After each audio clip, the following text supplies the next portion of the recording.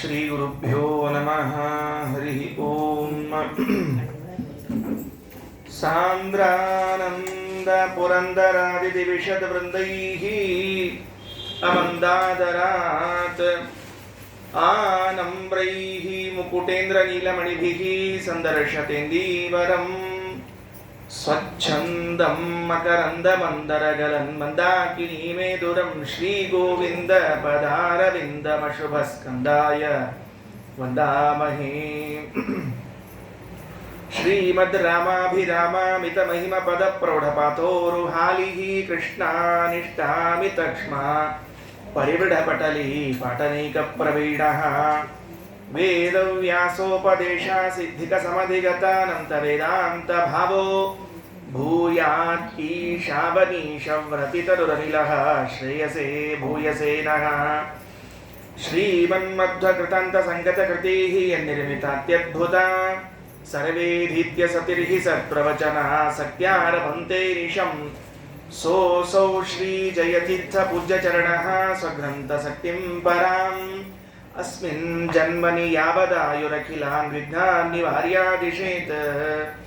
ಚಾತುರ್ಯೈಕಾಕೃತಿರ್ಯಶ್ಚತುರಧಿಕಶತ ಗ್ರಂಥರತ್ನ ಪ್ರಣೇತ ಧೂತಾರಾತಿ ಪ್ರಬಂಧ ಸ್ಫುಟ ವಿದಿತ ಚತುಷ್ಷಷ್ಠಿ ವಿದ್ಯಾ ವಿಶೇಷಃ ಸೋಯಂ ನ ಶ್ರೀ ಸುರೇಂದ್ರ ವ್ರತಿವರತನಯೋದ್ವೈತ ಶೈವಾಸಹಿಷ್ಣುಃ ಪುಷ್ಣಾತು ಶ್ರೀ ಜೈಂದ್ರಸ್ತ್ರಿಭುವನ ವಿದಿತ ಸರ್ವತಂತ್ರ ಸ್ವತಂತ್ರಃ ಧೂತಾವದ್ಯೈರ ವಿದ್ಯಾ ವಿಘಟನ ಪಟುಭಿಃ ವಿದ್ವದಭ್ಯರ್ಥನೀಯೈಃ ವಾಚಃ ಪ್ರಾಚಾಂ ಪ್ರವಾಚಾಮುಪಚಯಮಭಜನ್ ಯತ್ಕೃತಗ್ರಂಥಜಾತೈಃ ಸಂಖ್ಯಾವಂತೋ ಯಮಾಹುರ್ಮುಹುರಖಿಲ ಕಲಾಮೂರ್ತಿಮುದ್ವೇಲ ಕೀರ್ತಿಃ ಧೀರ ಶ್ರೀರಾಘವೇಂದ್ರ ಸದಿಶತು ಸತತಂ ಭವ್ಯಮವ್ಯಾಹತಂ ನಃ. ಸ್ವಸ್ತಿ ಅಸ್ತು. ದ್ವಾತ್ರಿಂಶಲ್ಲಕ್ಷಣೋಪೇತಾನಾಂ ತಥಾ ಸಮಗ್ರ ಗುರುಲಕ್ಷಣೋಪೇತಾನಾಂ ಅಸಂಶಯಾನಾಂ ಪ್ರಸಾದ ಮಾತ್ರೇಣ ಸ್ವಭಕ್ತಾಶೇಷ ಸಂಶಯಚ್ಛೇತೃಣಾಂ. ಆಚಾರ್ಯರ ಗುಣಗಳು ಯಾವುದ್ಯಾವುದಿದೆ ಅಂತನ್ನುವುದನ್ನು ಒಂದೊಂದಾಗಿ ಹೇಳ್ತಾ ಬರ್ತಿದ್ದಾರೆ ಮಂತ್ರಾಲಯ ಪ್ರಭುಗಳು. ಹಿಂದೆ ಒಂದು ಮಾತು ಅಂದಿದ್ದು, ಶ್ರೀ ವಿಷ್ಣು ಭಕ್ತ್ಯಾದ್ಯನಂತ ಗುಣ ಪರಿಪೂರ್ಣ ಅಂತ ಮೊದಲೇ ಪ್ರತಿಜ್ಞೆಯನ್ನ ಮಾಡಿದ್ರು. ವಾಯುದೇವರಲ್ಲಿ ಅನಂತ ಗುಣಗಳಿವೆ, ಅದರಲ್ಲಿ ಮೊದಲು ಬೆರಳು ಮಾಡಿ ಎಣಿಸಲಿಕ್ಕೆ ಯೋಗ್ಯವಾದದ್ದು ವಿಷ್ಣು ಭಕ್ತಿ ಅಂತ ಹೇಳಿದ್ರು. ಆಚಾರ್ಯರಲ್ಲಿ ವಾಯುದೇವರಲ್ಲಿ ಇರುವಂತಹ ವಿಷ್ಣು ಭಕ್ತಿ, ಅದಕ್ಕೆ ಮತ್ತೊಂದು ಇನ್ಯಾವುದೂ ನಾವು ದೃಷ್ಟಾಂತವನ್ನು ಕೊಡಲಾರೆವು, ಅಷ್ಟು ಅತ್ಯುತ್ಕೃಷ್ಟವಾದ ವಿಷ್ಣು ಭಕ್ತಿ ಅಂತ ಪ್ರತಿಜ್ಞೆ ಮಾಡಿದ್ರು. ಅದಾದ ಮೇಲೆ ಇನ್ನೇನು ಗುಣಗಳಿವೆ ಆಚಾರ್ಯರಲ್ಲಿ ಅಂತ ಹೇಳುವಾಗ ದೇಹದ ಲಕ್ಷಣಗಳನ್ನು ಹೇಳ್ತಾ ಬರ್ತಾರೆ. ದ್ವಾತ್ರಿಂಶಲ್ ಲಕ್ಷಣೋಪೇತಾನ. ಏನ್ ಲಕ್ಷಣ ಇದೆ? 32 ಲಕ್ಷಣಗಳಿರುವಂತಹದ್ದಾಗಿದೆ ಅಂತೆ. ತಥಾ ಸಮಗ್ರ ಗುರುಲಕ್ಷಣೋಪೇತಾನ. ಕೇವಲ 32 ಲಕ್ಷಣಗಳಿದ್ರೆ ಸಾಲೋದಿಲ್ಲ, ಆದರೆ ಅದು ಒಂದಿದೆ. ಅದರ ಜೊತೆಗೆ ಮತ್ತೇನು ಅಂತ ಕೇಳಿದ್ರೆ, ಗುರುಗಳು ಎನಿಸಿಕೊಳ್ಳಲು ಬೇಕಾದ ಕೆಲವು ಲಕ್ಷಣಗಳಿರ್ಬೇಕಂತ. ಎಲ್ಲರೂ ಗುರುಗಳಾಗಿ ಬರೋದಿಲ್ಲ. ಹಂಗ ಲೋಕದಾಗ ಪಾಠ ಕಳಿಸ್ಕೊಳ್ಳ ಒಂದಕ್ಷರ ಕಲಿಸಿದ ಆತ ಗುರುವೆಂದೆನಿಸಿಕೊಂಡಾನು ಅಂತನೋ ಮಾತು ಬೇರೆ, ಅದು ಲೌಕಿಕ ವಿದ್ಯೆ. ವೇದ ವಿದ್ಯೆಯನ್ನ ಶಾಸ್ತ್ರವಿದ್ಯೆಯನ್ನ ಕಲಿಸಿಕೊಡಬೇಕಾಗಿದ್ದರೆ ಅವರಿಗೆ ಎಂತಹ ಅದ್ಭುತವಾದ ಕ್ವಾಲಿಟಿಗಳಿರಬೇಕು. ಅವರ ದೇಹದ ಅಳತೆಯನ್ನ ನೋಡಿ ಇವರು ಗುರುಗಳಾಗಲಿಕ್ಕೆ ಯೋಗ್ಯ ಇದ್ದಾರೋ ಇಲ್ವೋ ಅಂತ ಹೇಳಬೇಕಂತ. ಅದೆಲ್ಲ ಆಚಾರ್ಯರು ತಿಳಿಸಿಕೊಡ್ತಾರೆ. ಗುರುಗಳಾಗಬೇಕಾದ್ರೆ ಸುಮ್ಮನೆ ಆಗೋದಿಲ್ಲ. ದ್ವಾತ್ರಿಂಶ ಲಕ್ಷಣಗಳು ಅಂತ ಹೇಳಿದಾಗ ನಿನ್ನೆ ಹೇಳಿದೆ, ಆ ಲಕ್ಷಣಗಳು ಯಾರ್ಯಾರಲ್ಲಿ ಏನೇನು ಕೆಲಸ ಮಾಡ್ತದೆ ಅಂತ ಒಂದು ಅಂಶವನ್ನು ತಿಳಿದಿತ್ತು. ಆಚಾರ್ಯರ ಸಾಕ್ಷಾತ್ ಶಿಷ್ಯರು ಅನೇಕ ಜನರು. ಪಂಡಿತಾಚಾರ್ಯರು, ಪದ್ಮನಾಭ ತೀರ್ಥರು, ನರಹರಿ ತೀರ್ಥರು, ಅಕ್ಷೋಭ್ಯ ತೀರ್ಥರು, ಮೊದಲಾದವರು ಅನೇಕ ಜನ ಇದ್ದಾರೆ. ಅದರಲ್ಲಿ ಆಚಾರ್ಯರ ಆದೇಶವನ್ನ ಪರಿಪಾಲನೆ ಮಾಡುವುದಕ್ಕೆ ತ್ರಿವಿಕ್ರಮ ಪಂಡಿತಾಚಾರ್ಯರು ತತ್ವಪ್ರದೀಪ ಎಂಬುವಂತಹ ಒಂದು ಗ್ರಂಥವನ್ನು ಬರೆದಿದ್ದಾರೆ. ತತ್ವಪ್ರದೀಪ ಕೃತಿಗೋ ಗಣೇನ ಯದಸ್ಯ ಶೀತಂ ಶುಭುವ ಗುರುಂಸ್ತಾನ್ ತ್ರಿವಿಕ್ರಮಾರ್ಯಾನ್ ಪ್ರಣವಾಮಿವರ್ಯಾನ್. ಆ ಪಂಡಿತಾಚಾರ್ಯರು ತತ್ವಪ್ರದೀಪ ಎಂಬ ಗ್ರಂಥದಲ್ಲಿ ಬರೀತಾರೆ, ಭಗವತಿ ಭಾಷ್ಯಕಾರೇ, ನಾನು ನಿತ್ಯ ಪಾಠಕ್ಕೆ ಕುಳಿತುಕೊಳ್ಳುವಾಗ ಆಚಾರ್ಯರ ಸನ್ನಿಧಾನದಲ್ಲಿ ಅವರು ಪಾಠ ಹೇಳ್ತಾ ಇದ್ರೆ ಎದುರಿನಲ್ಲೇ ಕುಳಿತುಕೊಂಡಿರ್ಬೇಕಲ್ಲ, ಈ ಎಲ್ಲಾ ಲಕ್ಷಣಗಳನ್ನು ನಾನು ಪ್ರತ್ಯಕ್ಷ ಅನುಭವಿಸಿದ್ದೇನೆ ಅಂತ ದಾಖಲೆ ಮಾಡುತ್ತಾರೆ. ಯಾವ 32 ಲಕ್ಷಣಗಳಿವೆ ಅಲ್ಲ, ಈ ಲಕ್ಷಣಗಳು ಆಚಾರ್ಯರಲ್ಲಿ ಇದ್ದದ್ದನ್ನ ಸಾಕ್ಷಾತ್ ನೋಡಿದವರು ಯಾರು ಅಂದ್ರೆ ಪಂಡಿತಾಚಾರ್ಯ. ಅವರು ತಮ್ಮ ಗ್ರಂಥದಲ್ಲಿ ಬರೆದಿಡುತ್ತಾರೆ, ಆಚಾರ್ಯರಲ್ಲಿ ಇದ್ದ ಈ ಲಕ್ಷಣಗಳನ್ನು ನಾನು ನಿತ್ಯ ಪಾಠಕ್ಕೆ ಕುಳಿತಾಗ ಅನುಭವಿಸಿದ್ದೇನೆ. ಕಣ್ಣು ಮೂಗು ಅವ್ರು ನೋಡ್ತಾ ಇದ್ರೆ ಪಾಠ ಕೇಳೋದು ಆಮೇಲೆ ಅವ್ರನ್ನೇ ಮತ್ತೆ ಮತ್ತೆ ನೋಡ್ಬೇಕೇನೋ ಅಂತ ಅನಿಸುವಷ್ಟು ಸಂತೋಷವಾಗಬೇಕಂತ. ಪ್ರತ್ಯಕ್ಷವೇತ ದೃಶ್ಯತೆ ಈ ಲಕ್ಷಣಗಳೆಲ್ಲ. ಇನ್ನೊಂದು ಮಾತನ್ನು ಬರೀತಾರೆ ಪಂಡಿತಾಚಾರ್ಯ, ಅಶ್ರುತ ಪ್ರತಿಭಾಯಸ್ಯ, ಎಂದೂ ಅವರ ಅಧ್ಯಯನ ಮಾಡಿದ್ದನ್ನೇ ನೋಡಿಲ್ಲ. ಯಾವ ಪಾಠ ಹೇಳಬೇಕು ಅಂತ ಹೇಳಿದ್ರೆ ಶುರುವಾಗ್ಲಿ ಅನ್ಬೇಕೆ ಹೊರತಾಗಿ ಪುಸ್ತಕ ತಂದ್ರೆ ಏನ್ರಪ್ಪ ಮರೆತು ಬಂದ್ರೆ ಇವತ್ತು ಯಾವ ಪುಸ್ತಕದ ಅದನ್ನೇ ಪಾಠ ಹೇಳೋಣ, ಹಿಂಗೆಲ್ಲ ನಮ್ಮಂಗೆ ಇದ್ದಿದ್ದಿಲ್ರಿ ಅವ್ರು. ಪೇಜ್ ನಂಬರ್ ಹೇಳ್ರಿ, ಮರ್ತು ಹೋಗಿದೆ. ಸುಧೀಂದ್ರ ಸ್ವಾಮಿಗಳ ಕಾಲಕ್ಕೆ ಒಂದು ಘಟನೆ ಆತಂತ್ರಿ. ಸುಧೀಂದ್ರ ಸ್ವಾಮಿಗಳು, ಸುಧೀಂದ್ರ ತೀರ್ಥರು ಪಾಠ ಹೇಳ್ತಿದ್ರಂತ. ರಾಯರ ಪಾಠಕ್ಕೆ ಪೂರ್ವಾಶ್ರಮದ ರಾಯರ ಪಾಠಕ್ಕೆ ಹೋಗಿದ್ರು. ಅದು ರಾಯರ ಬಗ್ಗೆ ಮಠದಾಗ ಸುಮ್ಮನೆ ಈ ಜನ ಆಡ್ಕೋತಿದ್ರಂತ. ಅವು ರಾತ್ರಿಲ್ಲ ಎದ್ದು ಕೂತಿರ್ತಾನೆ ಬ್ರಾಹ್ಮಣ, ಎಲ್ಲೆಲ್ಲೋ ಹೋಗ್ತಾನ ಬರ್ತಾನ ಅಂತಂದಿರಂತ. ಸ್ವಾಮಿಗಳಿಗೆ ಗೊತ್ತಿತ್ತು ಸುಧೀಂದ್ರ ತೀರ್ಥರಿಗೆ ರಾಯರು ಎಂಥವ್ರು ಅಂತ ಹೇಳಿ. ಅಂಥ ಯೋಗ್ಯತಾ ಗೊತ್ತಿದ್ದದಕ್ಕೆ ಒಂದು ಪೀಠ ಕೊಟ್ಟರು, ಸುಮ್ಮನೆ ಕೊಡ್ತಿದ್ದಿಲ್ಲ ಅದು. ಅದಕ್ಕೆ ಮರುದಿವ್ಸ ಏನು ಮಾಡಿದ್ರು ಅಂದರೆ ಅವ್ರದ್ದು ಪುಸ್ತಕ, ಪರಿಮಳ ಪುಸ್ತಕ ಎಲ್ಲ ತೊಗೊಂಡು ಬಂದರು, ಶಾಲ ಅವ್ರ ಮೇಲೆ ಹಚ್ಚಿ ಬಂದಿದ್ರು, ಎಲ್ಲ ಆಯ್ತು. ಮರುದಿವ್ಸ ಪಾಠಕ್ಕೆ ಕೂತಾಗ ಹುಡುಗರಿಗೆ ಕೇಳಿದ್ರಂತ, ಹಿಂದಿನ ದಿವಸ ಪಾಠ ಹೇಳೋ ಕಾಲಕ್ಕೆ ಇಲ್ಲಿ ಸಾಕಿವತ್ತ ಒಂಚೂರು ನೋಡಿ ಹೇಳ್ತೀನಿ ನಾಳೆ ಅಂದಿದ್ರಂತ. ಬೇಕು ಅಂತ ಹೇಳಿ ಅವಲೋಕನ ಮಾಡಿ ಹೇಳ್ತೀನಿ ಅಂತ ಹೇಳಿ ಶಿಷ್ಯ ಸಲುವಾಗಿ.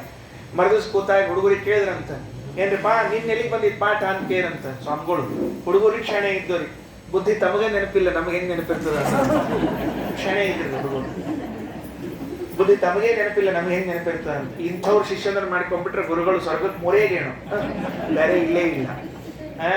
ಪಾಠಕ್ಕೆ ಕುಳಿತುಕೊಂಡ್ರೆ ಅಶ್ರುತ ಪ್ರತಿಭಾಯಸ್ಯ, ಎಂದೆಂದೂ ಗ್ರಂಥಗಳನ್ನ ಮುಟ್ಟುವ ಅವಶ್ಯಕತೆಯೇ ಇಲ್ಲ. ನೆನಪಿಟ್ಟುಕೊಳ್ರಿ, ಶ್ರೀಮದ ಭಾಗವತದ ಭಾಷ್ಯ ತಾತ್ಪರ್ಯದಲ್ಲಿ ಶ್ರೀಮದಾಚಾರ್ಯರು ಅನೇಕ ಮಾತುಗಳನ್ನು ಹೇಳ್ತಾರೆ. ಆಚಾರ್ಯರ ಜ್ಞಾನ ಎಂಥದ್ದು ಅಂದ್ರೆ ಅವರು ಹೇಳಿದ್ದಕ್ಕೆ ವೇದ ಅಡ್ಜಸ್ಟ್ ಮಾಡ್ಕೊಳ್ಬೇಕಂತೆ, ಅಷ್ಟು ವ್ಯವಸ್ಥೆ ಇದೆ ಅಂತ ಹೇಳ್ತಾರೆ.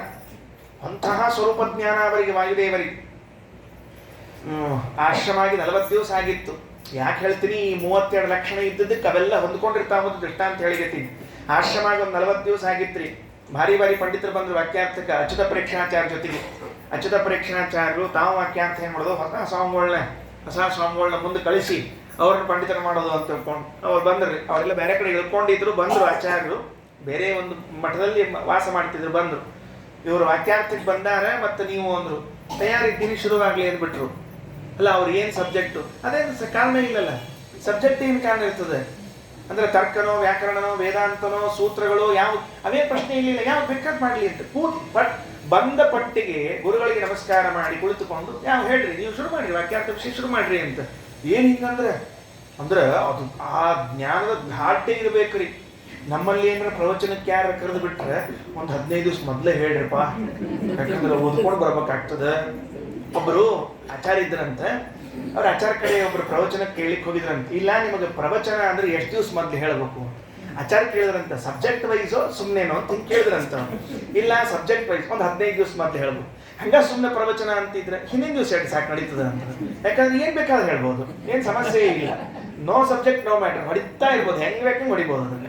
ಹೀಗಾಗಿ ಅಧ್ಯಯನ ಮಾಡಿಕೊಂಡು ಹೇಳೋದೇ ಇರ್ತದೆ.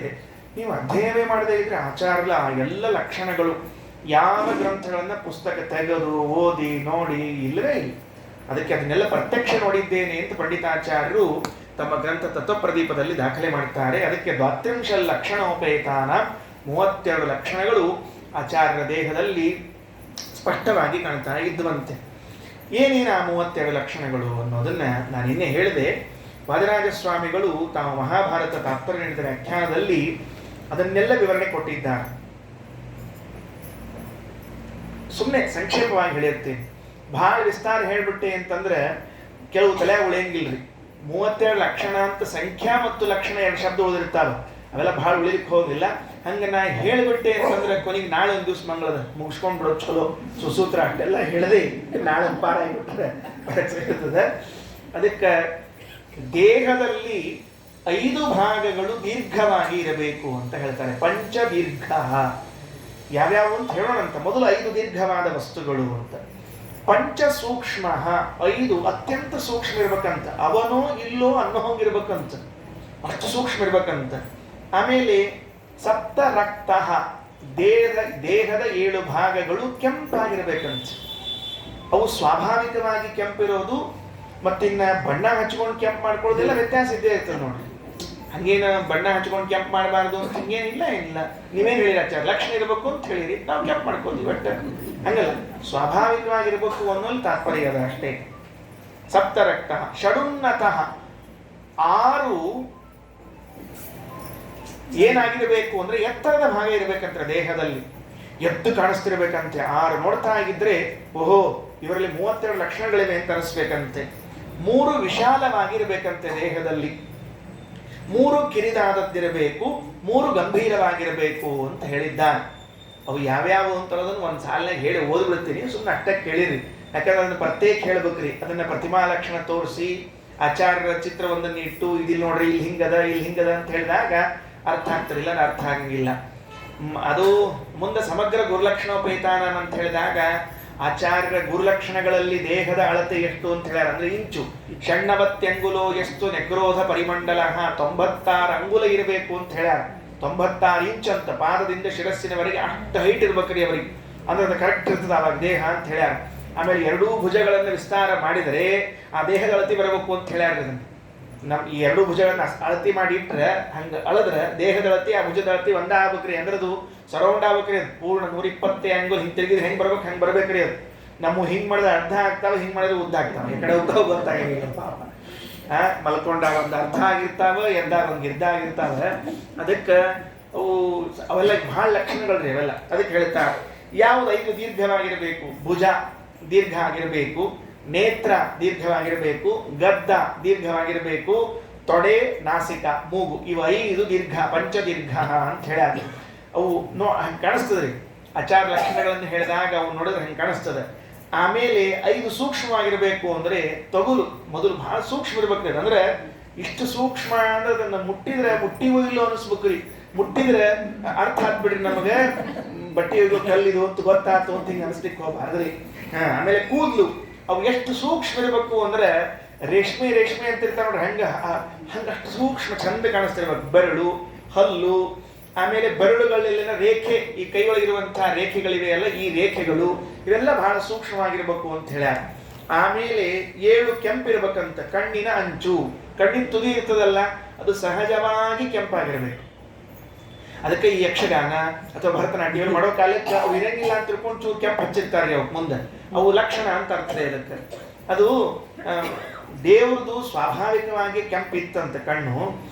ಸೀತಾ ಹೋಗ್ಲಿಕ್ಕೆ ಹೋದಾಗ ಒಂದು ಪ್ರಸಂಗ ಆತಂತ. ರಾಮಚಂದ್ರ ಅದು ಸಮುದ್ರ ದಂಡಿ ಮೇಲೆ ಬಂದು ಕೂತಾನ. ಅವ್ ಸಮುದ್ರ ಜಾಗ ಬಿಡ್ಬೇಕಾಗಿತ್ರಿ. ಇಲ್ಲ ರಾಮಚಂದ್ರ ನೀ ಹೋಗು ಸೀತಾನ್ ಕರ್ಕೊಂಬಂದು ಬಿಡ್ಬೇಕಾಗಿತ್ರಿ. ಅವ ಸ್ವಲ್ಪ ಮಲ್ಕೊಂಡಿದ್ದಂತ ಮನ್ಯಾಗ. ಹೆಂಗೆ ಬಿಡ್ಲಿಲ್ಲ ಅಂತ ಅಂದ್ಕೊಂಡು ದೇವ್ರು ಸಿಟ್ಟು ಮಾಡ್ಕೊಂಡ ಅಂದ್ರೆ ಏನಾಗ್ಬೇಕ್ರಿ, ಕಣ್ಣು ಕೆಂಪಾಗ್ಬೇಕ್ರಿ. ಈಗ ಕೆಲವು ಸಿಟ್ಟು ಮಾಡ್ಕೊಂಡಿರ್ತಾರೆ, ಯಾವುದೂ ಕೆಂಪಾಗಿರಂಗಿಲ್ಲ, ಕಣ್ಣು ಮೂಗು ಏನೋ ಕೆಂಪಾಗ. ಹಿಂಗೆ ಸಿಟ್ಟು ಮಾಡ್ಕೋತಾರೋ ಏನೋ ಭಾರಿ ಅದೊಂದು ವಿಚಿತ್ರ ಕಲಾರಿ. ಅದು ಸಿಟ್ಟು ಮಾಡ್ಕೊಳ್ಳೋದಿಲ್ಲ. ಅದಕ್ಕೆ ಸಿಟ್ಟು ಮಾಡಿಕೊಂಡಾಗ ಕಣ್ಣು ಕೆಂಪಾಗಿರ್ತದೆ. ಹಿಂದಕ್ಕೆ ನಾಟಕ ಸಿನಿಮಾದೊಳಗೆಲ್ಲ ಹೆಂಗಿತ್ರಿ, ಈಗಿನ ವ್ಯವಸ್ಥೆ ಇದ್ದಿಲ್ಲ. ತೆಳಗ್ ಅಷ್ಟ ಲೈಟ್ ಬಿಟ್ಟು ಕಣ್ಣಿನ ಮೇಲೆ ಅದು ಕಣ್ಣು ಕೆಂಪಾಗು ತೋರಿಸ್ತಿದ್ರಿ. ಕಣ್ಣು ಕೆಂಪಾಗಿ ಯಾವ ಸಿಟ್ಟು ಬಂದಾವ ಅಂತ ತಿಳ್ಕೊಂಡು ದೇವ್ರ ಎಷ್ಟು ಸಿಟ್ಟು ಮಾಡ್ಕೊಂಡ ಅಂದ್ರೆ ಕಣ್ಣಿನ ತುದಿ ಮಾತ್ರ ಕೆಂಪು ಮಾಡಿದ್ದಂತ. ಶೋಣಿ ಭವನ್ನಯನ ಕೋಣಿ ತಾಂಬು ನಿಧಿ ಪಾಣೀರ್ಹಿತರ್ಹಣ ಮಣಿ ಶ್ರೇಣಿ ವೃತಾಂಗ್ರಿರಿಹ ವಾಣೀಶ ಸುನುವರ ವಾಣಿ ಸ್ತುತೋ ವಿಜಯತೆ. ಆ ಕಣ್ಣಿನ ತುದಿ ಮಾತ್ರ ಕೆಂಪು ಮಾಡಿದ್ನಂತ. ಸಿಟ್ಟು ಬಂದಾಗ ಇಡೀ ದೇಹ ರಕ್ತ ಲಾಲಾಗಿತ್ತು, ಕೆಂಪಾಗಿತ್ತು. ಹಿಂಗಿದಿಲ್ಲ, ತುದಿ ಮಾತ್ರ ಕೆಂಪು ಮಾಡಿದ್ದ. ಸ್ವಾಭಾವಿಕವಾಗಿ ಕೆಂಪಾದ ಕಣ್ಣಿನ ತುದಿಯನ್ನು ಸಿಟ್ಟು ಮಾಡಿಕೊಂಡಿದ್ದೇನೆ ಎನ್ನುವುದಕ್ಕೆ ಇನ್ನಿಷ್ಟು ಕೆಂಪು ಮಾಡಿ ತೋರಿಸಿದ್ದಂತೆ. ಅದು ಲಕ್ಷಣಗಳು. ಆಮೇಲೆ ಕಣ್ಣಿನಂಚು, ಉಗುರು. ಈ ಉಗುರುಗಳೇನವ ಇವು ಕೆಂಪಾಗಿರಬೇಕು. ಅಂಗೈ ಅಂಗಾಲುಗಳು ಕೆಂಪಾಗಿರಬೇಕು. ನಾಲಿಗೆಯ ಮೇಲ್ಭಾಗ ಕೆಂಪಾಗಿರಬೇಕು, ನಾಲಿಗೆ ಕೆಂಪಾಗಿರಬೇಕು, ಕೆಳ ತುಟಿ ಕೆಂಪಾಗಿರಬೇಕು ಅಂತ ಹೇಳ್ಯಾರ. ಇವೆಲ್ಲ ಲಕ್ಷಣಗಳಂತ. ಸಪ್ತ ರಕ್ತ ಅನ್ನೋದಕ್ಕೆ. ಷಡುನ್ನತ 6 ಉನ್ನತ ಭಾಗ, ಕಕ್ಷ, ಕುಕ್ಷಿ, ವಕ್ಷಸ್ಸು, ಮೂಗು, ಹೆಗಲು, ಹಣಿ ಇವೆಲ್ಲ ಎತ್ತರ ಇರಬೇಕು ಅಂತ ಹೇಳ್ತಾರೆ. ಇನ್ನು 3 ಸ್ಥಾನ ವಿಶಾಲವಾಗಿರಬೇಕು ಅಂದ್ರೆ ಹಣೆ, ಸೊಂಟ, ಎದೆ ಇವೆಲ್ಲವೂ ವಿಶಾಲವಾಗಿರಬೇಕು. 3 ಹ್ರಸ್ವವಾಗಿರಬೇಕು, 3 ಗಂಭೀರವಾಗಿರಬೇಕು. ಯಾವುದು? ಸ್ವರ, ಶಕ್ತಿ, ನಾಭಿ ಇವು 3 ಗಂಭೀರವಾಗಿರ್ಬೇಕಂತ. ಆ ಧ್ವನಿ ಕೇಳಿದ್ರೆ ತೂಕ ಇರ್ಬೇಕು, ಭಾರಿ ತೂಕದಪ್ಪ ಧ್ವನಿ ಒಳಗೆ ಅನಿಸ್ತಿರ್ಬೇಕು. ಇವೆಲ್ಲ ಇರಬೇಕು ಅಂತ ಹೀಗೆ ತಿಳಿಸಿಕೊಟ್ಟಿದ್ದಾರೆ. ಅದಕ್ಕೆ ಇವನ್ನೆಲ್ಲವನ್ನು ಮತ್ತು ಆಚಾರ್ಯರು ಮಹಾಭಾರತ ತಾತ್ಪರ್ಯದಲ್ಲಿಯೂ ವದರಾಜಸ್ವಾಮಿಗಳ ವ್ಯಾಖ್ಯಾನದಲ್ಲಿ ತಿಳಿಸಿದ್ದನ್ನ ಸಂಗ್ರಹ ಮಾಡಿ ದಾತ್ರಿಂಶ ಲಕ್ಷಣೋಪೇತಾನ ಅಂತ ಹೇಳ್ಯಾರ. ಪಂಡಿತಾಚಾರ್ಯರು ಸುಮಧ್ವ ವಿಜಯದ 2ನೇ ಸರ್ಗದಲ್ಲಿ ಒಂದು ಮಾತು ಹೇಳ್ತಾ, ಒಂದಲ್ಲ ಎಷ್ಟು ಮಾತು ಹೇಳಿರಬಹುದು, ಎಷ್ಟು ಕಡೆ ಹೇಳಿರಬಹುದ್ರಿ. ಆಚಾರ್ಯರ 32 ಲಕ್ಷಣಗಳ ಬಗ್ಗೆ ಪಂಡಿತಾಚಾರ್ಯರಿಗೆ 1 ಸರ್ತಿ 2 ಸರ್ತಿ ಹೇಳಿದ ತೃಪ್ತಿ ಇಲ್ಲ, ಅನೇಕ ಬಾರಿ ಹೇಳ್ತಾರೆ. ಈ ಮಾತಿಗೊಂದು ಪೋಷಕವಾದ ಬಲ ಕೊಡುವಂತಹ ಮತ್ತೊಂದು ಮಾತು ಏನು? ದೇಹಸ್ಯ ಲಕ್ಷಣಂ ನೈವ ಭೂಮೌ ಅಪ್ಯನ್ಯಥಾ ಭವೇತ್ ಬ್ರಹ್ಮಾದಿಷು ಕ್ರಮೇಣೈವ ನಿತ್ಯಂ ಸ್ಯಾತ್ ದೇಹ ಲಕ್ಷಣಂ. ಈ 32 ಲಕ್ಷಣಗಳೇನಿವೆಯಲ್ಲ ಇವುಗಳು ಮೂಲ ರೂಪದಲ್ಲಿ ಮಾತ್ರ ಇವೆ ಅಂತ ತಿಳ್ಕೊಳ್ಬೇಡ್ರಿ. ನಾನು ಆಗಲೇ ಪಂಡಿತಾಚಾರ್ಯ ಮಾತು ಹೇಳಿದ್ದೇನೆ, ಆದರೂ ಆಚಾರ್ಯರ ಮಾತನ್ನು ಹೇಳ್ತೇನೆ. ಅವರು ಅವತಾರ ಮಾಡಿ ಬಂದಾಗಲೂ ಅವತಾರದಲ್ಲಿಯೂ ಆ ದೇಹಗಳಿಗೂ ಕೂಡ ಅವ್ರದ್ದೇನಾಗಿರ್ತದೆ, ಆ ಲಕ್ಷಣಗಳು ಅಷ್ಟು ಇರ್ತದೆ. ಸಲ್ಲಕ್ಷಣಗಳು ಅಂದ್ರೆ 32 ಲಕ್ಷಣಗಳು ಮೂಲ ರೂಪದ ವಾಯುದೇವರಲ್ಲಿದ್ರೆ ಕೆಳಗೆ ಅವತಾರ ಮಾಡಿ ಬಂದ ಹನುಮಂತನಿಗೂ ಭೀಮನಿಗೂ ಆಚಾರ್ಯರಿಗೂ ಕೂಡ 32 ಲಕ್ಷಣಗಳಿರ್ತವೆ. ಅನ್ಯಥಾ ಆಗೋದಿಲ್ಲ, ನೆನಪಿಟ್ಟುಕೊಳ್ರಿ, ವ್ಯತ್ಯಾಸ ಆಗೋದಿಲ್ಲ. ಯಾಕ? ಅದು ನೀವೇನು ಹೇಳಬೇಕು, ಇದ್ದೇ ಇರ್ತಾವ. ಭೂಮಿಯಲ್ಲಿನ ಇಲ್ಲಿನ ಆಹಾರ ಸ್ವೀಕಾರ ಮಾಡಿದರೆ, ಭೂಸ್ಪರ್ಶವಾದರೆ ಎಂಥವರಿಗೂ ದೇಹದಲ್ಲಿ ವ್ಯತ್ಯಾಸ ಆಗಿಬಿಡುತ್ತದೆ. ಯಾಕಂದ್ರೆ ಈ ಆಹಾರದ ಪ್ರಭಾವ ಅದು. ಅಂದಮೇಲೆ ಈ ಆಹಾರವನ್ನು ತಿಂದಾಗಲೂ, ಈ ಕಾಲದಲ್ಲಿ ಬಂದಾಗಲೂ, ಅಂಥ ವಾತಾವರಣ ಇದ್ದಾಗಲೂ ದೇಹದ ಲಕ್ಷಣಗಳು ವ್ಯತ್ಯಾಸ ಆಗುವುದಿಲ್ಲವಾದ್ದರಿಂದ ಶ್ರೀಮದಾಚಾರ್ಯನ ಸ್ತೋತ್ರ ಮಾಡುವಾಗ ದಾತ್ರಿಂಶಲ್ ಲಕ್ಷಣೋಪೇತಾನಾಂ ಅಂತ ಹೇಳಿದ್ದಾರೆ. ಒಂದು ಮಾತಂತಾರೆ ಪಂಡಿತಾಚಾರ್ಯ, ಏನು? ಸಕಲ ವಯವಾನ್ ಸ್ಫುಟಂ ವಿಮಾನಾಗ ಪ್ರತಿಮಾ ಲಕ್ಷಣ ಲಕ್ಷಣಾಯ ಲಕ್ಷಂ ಚತುರಾ ವಿದಧುರ್ಯಧೀಯ ಗಾತ್ರಂ ಸಸು ಲಕ್ಷ್ಮೇತ್ಯಧುನಾ ನಿಗದ್ಯತೇನೋ. ಆಚಾರ್ಯರನ್ನು ನಿಲ್ಲಿಸಿ ನೋಡ್ರಿ, ಪ್ರತಿಮಾ ಲಕ್ಷಣ ಲಕ್ಷಣಾಯ ಲಕ್ಷಂ. ಮೂರ್ತಿಯನ್ನ ಶಿಲ್ಪಿಗಳಿರ್ತಾರಲ್ಲ, ಅವರು ಒಂದು ಭಗವಂತನ ಮೂರ್ತಿಯನ್ನ ಮಾಡಬೇಕು ಅಂತನ್ನುವುದಕ್ಕೆ ಯಾರನ್ನಾದರೂ ಒಬ್ಬರನ್ನ ಮೊದಲು ಮನಸ್ಸಿನಲ್ಲಿ ತಂದ್ಕೊಳ್ದೇ ಇದ್ರೆ ಮೂರ್ತಿಯನ್ನ ಮಾಡಿ ಬರೋದಿಲ್ಲ. ನಾವೆಲ್ಲ ಸುಮ್ಮನೆ ಕೇಳಿರ್ತೀವಿ, ಜಕಣಾಚಾರಿ ಅವರು ಶಿಲ್ಪದ ಮಹಾನ್ ವ್ಯಕ್ತಿಗಳು ಅಂತೆಲ್ಲ ಕೇಳಿರ್ತೀವಿ. ಬೇರೆ ಬೇರೆಯವರೆಲ್ಲ ಇದ್ದಾರೆ. ಮೊನ್ನೆ ಯಾರೋ ನಮ್ಮ ಅಯೋಧ್ಯಾಪತಿ ರಾಮಚಂದ್ರನ ಪ್ರತಿಮೆಯನ್ನು ಮಾಡಿದವರು, ಇವರೆಲ್ಲರೂ ಕೂಡ ಒಂದಿಲ್ಲ ಒಂದು ಪ್ರತಿಮೆಯನ್ನ ಮೊದಲು ತಮ್ಮಲ್ಲಿ ಮನಸ್ಸಿನಲ್ಲಿ ಆವಾಹಿಸಿಕೊಂಡಾಗ ಮಾತ್ರ ಹೊರಗಡೆಗೆ ಅದನ್ನ ಕೆತ್ತನೆ ಮಾಡ್ಲಿಕ್ಕೆ ಬರ್ತದೆ ಹೊರತಾಗಿ ಸುಮ್ಮನೆ ಬಂದು ಕುತ್ಕೊಂಡು ಚಣಿ ತಗೊಂಡು ಟನ್ ಹೊಡೆದು ಬರುವುದಿಲ್ರಿ. ಅವತ್ತಿನ ಕಾಲದಲ್ಲಿ ಶಿಲ್ಪಿಗಳು, ಅವತ್ತೇನು ಇವತ್ತೇನು ಶಿಲ್ಪಿಗಳು ದೇವರ ಪ್ರತಿಮಾ ಮಾಡಬೇಕು ಅಂತ ಒಂದು ಇಟ್ಕೊಂಡ್ರೆ, ನಿಂತಿರುವಂತಹ ಒಂದು ಭಗವಂತನ ಪ್ರತಿಮಾ ಮಾಡಬೇಕು ಅಂದ್ರೆ ಯಾರನ್ನ ಎಕ್ಸಾಂಪಲ್ ತಗೊಳ್ತಿದ್ರು ಅಂದ್ರೆ ಶ್ರೀಮದಾಚಾರ್ಯರನ್ನ ಎಕ್ಸಾಂಪಲ್ ತಗೊಳ್ಬೇಕಂತೆ. ಆಚಾರ್ಯರನ್ನ ನಿಲ್ಲಿಸಿಬಿಟ್ಟು ಅಳತೆ ತಗೊಂಡ್ರೆ ಕರೆಕ್ಟ್ ಇದರಿಂದ ಪ್ರತಿಮಾ ಮಾಡಬೇಕು. ಶ್ರೀಮದಾಚಾರ್ಯರ ಮೂರ್ತಿಯಂತೆ ಭಗವಂತನ ಮೂರ್ತಿಯನ್ನ ಮಾಡಬೇಕು ಅಂತ ಅನ್ಬೇಕಂತೆ. ಮೂಗಿನ ತುದಿ ಕೆಳಗಿನ ತುಟಿ ಅದರ ಮಧ್ಯದಲ್ಲಿರುವ ಅಂತರ ಆಚಾರ್ಯರಲ್ಲಿ ದೇಹದಲ್ಲಿ ಏನ್ ಕಾಣ್ತಿತ್ತೋ ಅದನ್ನೇ ಪ್ರತಿಮಾದಲ್ಲಿ ಮಾಡ್ತಿದ್ರಂತವ್ರು. ಯಾಕಂದ್ರೆ ಅಷ್ಟು ಚಂದ ಕಾಣಿಸ್ಬೇಕಂತೆ. ಕಿವಿ ಅಳತೆ ಆಚಾರದೇನಿತ್ತೋ ಅದನ್ನೇ ಇಂಚು ಅಳದು ಅಷ್ಟನ್ನೇ ಮಾಡಬೇಕಂತೆ. ಪ್ರತಿಮಾ ಲಕ್ಷಣ ಲಕ್ಷಣ ಯಲಕ್ಷಂ ಅಂದ್ರೆ ಅಷ್ಟು ಚಂದ ಇದ್ರು ನಮ್ಮ ಆಚಾರ್ಯರು. ಅಂದ್ರೆ ನಾವು ಊಹಾತಿದ್ರಿ ಬರೇನೋ ನಮ್ಮ ಸ್ವಾಮಿಗಳು ನಮ್ಮ ಆಚಾರ ಇಷ್ಟೇ ಅಲ್ಲ, ದೇಹತಃ ಸುಂದರರಾಗಿದ್ರು, ಜ್ಞಾನದಿಂದ ಭಂಡಾರರಾಗಿದ್ರು, ತಪಸ್ಸಿನಿಂದ ನಿಧಿಗಳಾಗಿದ್ರು, ಎಲ್ಲ ಇದ್ದವರು. ಹಾಗಾಗಿ ಅಂತಹ ಆಚಾರ್ಯರು ನಮ್ಮ ಗುರುಗಳಾಗಿ ಬಂದಿದ್ದಾರೆ ಅಂತ ತಿಳ್ಕೊಳ್ಬೇಕು. ದಾತ್ರಿಂಶಲ್ ಲಕ್ಷಣೋಪೇತಾನಾಂ. ಮುಂದಿನ ಮಾತು, ತಥಾ ಸಮಗ್ರ ಗುರು ಲಕ್ಷಣೋಪೇತಾನಾಂ. ಗುರುಗಳಾಗಲಿಕ್ಕೆ ಏನೇನು ಲಕ್ಷಣಗಳ ಬೇಕೋ ಆ ಎಲ್ಲ ಲಕ್ಷಣಗಳು ಅವರಲ್ಲಿ ಇದ್ದವು. ಆಚಾರ್ಯರು ಬೃಹದಾರಣ್ಯಕ ಉಪನಿಷತ್ತಿನ ಭಾಷ್ಯದಲ್ಲಿ ಬರೀತಾರೆ ಯಾವ್ಯಾವ ಲಕ್ಷಣಗಳು ಇರಬೇಕು ಅಂತ. ಸುಮ್ಮನೆ ಶ್ಲೋಕ ಓದಿರ್ತೀನಿ, ಕೇಳಿಸ್ಕೊಂಡ್ರೆ ಅಷ್ಟೇ. ದಶತಾಳೋ ದಶಮುಖ ಲಲಾಟ ತ್ರಿಂಶಕಸ್ತಥಾ ಸ್ಪರ್ಧೋನ್ನತಶ್ಚೈವ ಪುನಃ ಪರ್ಯಕ್ ದಶಶಿರಾಸ್ತಥಾ. ಎಲ್ಲ ಪ್ರಾಧಾನ್ಯ ಲಕ್ಷಣೋಪೇತಃ. ತದ್ವಾಕ್ಯಂ ದೇವಪೂಜಿತಂ. ಇದು ಒಂದು ಲಕ್ಷಣ. ಗುರುಗಳಾಗ್ಲಿಕ್ಕೆ ಬೇಕಾದ ಲಕ್ಷಣ ಏನು ಅಂದ್ರೆ ತದ್ವಾಕ್ಯಂ, ಯಾರು ಗುರುಗಳಾಗಿರ್ತಾರೋ ಅವರ ಮಾತು ಬಂದ್ರೆ ದೇವಪೂಜಿತಂ, ದೇವತೆಗಳು ಕೂಡ ಪೂಜಿಸ. ಹೌದು ಅವ್ರು ಹೇಳ್ಯಾರಲ್ಲ ಆಗೋಯ್ತು, ಅವರು ಹೇಳಿದ್ದಾರೆ ಆಯಿತು ಅಂತ ಅನ್ಬೇಕೆ ಹೊರತಾಗಿ ಅವ್ರು ಹೇಳಿದ್ರೆ ಏನಾಯ್ತು ನಾವು ಚರ್ಚೆ ಮಾಡೋದು ಬೇಡನು, ನಾವು ವಿಚಾರ ಮಾಡೋದು ಬೇಡ, ಹಿಂಗಿರಂಗಿಲ್ಲ. ತದ್ವಾಕ್ಯಂ ದೇವ ಪೂಜಿತಂ, ಅವರು ಹೇಳಿದ್ದನ್ನ ಎಲ್ಲ ದೇವತೆಗಳು ಮಾನ್ಯ ಮಾಡಬೇಕು. ಹಾಗೆ ಶ್ರೀಮದಾಚಾರ್ಯರ ವಾಕ್ಯವನ್ನ ಎಲ್ಲಾ ದೇವತೆಗಳು ಮಾನ್ಯ ಮಾಡ್ತಾರೆ. ಮತ್ತೆ ಇನ್ನೊಂದು ಮಾತು ಹೇಳ್ತಾರೆ, ವಾಗ್ಮಿ ಸಂದೇಹವರ್ಜಿತ. ಎಂಥವ್ರು ಇರಬೇಕು ಮುಂದೆ ಅದೇ ಮಾತದ, ಅಸಂಶಯಾನ ಪ್ರಸಾದ ಮಾತ್ರೇಣ ಸ್ವಭಕ್ತಾಶೇಷ ಸಂಶಯ ಕ್ಷೇತ್ರೂಣಾಂ. ಸ್ವತಃ ಯಾವ ಸಂಶಯವೂ ಇರಬಾರದು. ಪಾಠ ಹೇಳುವಂತಹ ಗುರುಗಳಿಗೆ ಸ್ವತಃ ಅವರಿಗೆ ಯಾವ ಸಂಶಯಗಳು ಇರಬಾರದು. ಅಷ್ಟೇ ಅಲ್ಲ, ತಮ್ಮತ್ರ ಪಾಠಕ್ಕೆ ಬಂದಿರುವಂತಹ ಶಿಷ್ಯರಿಗೆ ಪ್ರಸಾದ ಮಾತ್ರೇಣ ಅಂದ್ರೆ ತಿಳಿಸಿ ಹೇಳಿ ಅಲ್ಲ, ಅನುಗ್ರಹ ಮಾಡಿದ ಮಾತ್ರಕ್ಕೆ ಎಲ್ಲಾ ಸಂಶಯಗಳ ಪರಿಹಾರ ಆಗಬೇಕಂತೆ. ಇದು ಬಹಳ ವಿಚಿತ್ರ. ಈ ಗುಣ ಎಲ್ಲರಲ್ಲೂ ಇರ್ಲಿಕ್ಕೆ ಸಾಧ್ಯ ಇಲ್ಲ, ಮುಂದೆ ಹೇಳೋಣವಂತೆ. ಅಂತೂ ಗುರುಗಳಾಗುವ ವ್ಯಕ್ತಿಯಲ್ಲಿ ವಾಗ್ಮಿ, ಒಳ್ಳೆ ಮಾತುಗಾರರಾಗಿರ್ಬೇಕು ಅವರು. ಎರಡನೇದ್ದು ಸಂದೇಹವರ್ಜಿತ. ಮೂರನೇ ಲಕ್ಷಣ ವಾಸುದೇವೈಕ ಶರಣ, ಭಗವದ್ಭಕ್ತಿ ಇರಬೇಕು. ಭಗವದ್ಭಕ್ತಿ ಇಲ್ಲದೆ ಇದ್ರೆ ಗುರುಗಳಾಗೋದಿಲ್ಲ. ಗುರುರಿತ್ಯುಚ್ಯತೆ ಬುಧೈಹಿ ಗುರು ಲಕ್ಷಣ ಸಂಪನ್ನ ಸಾಕ್ಷಾದೇವ ಚತುರ್ಮುಖ. ಈ ಎಲ್ಲ ಲಕ್ಷಣಗಳಿರುವುದು ಚತುರ್ಮುಖ ಬ್ರಹ್ಮದೇವರಲ್ಲಿ ಹಾಗೂ ವಾಯುದೇವರಲ್ಲಿ.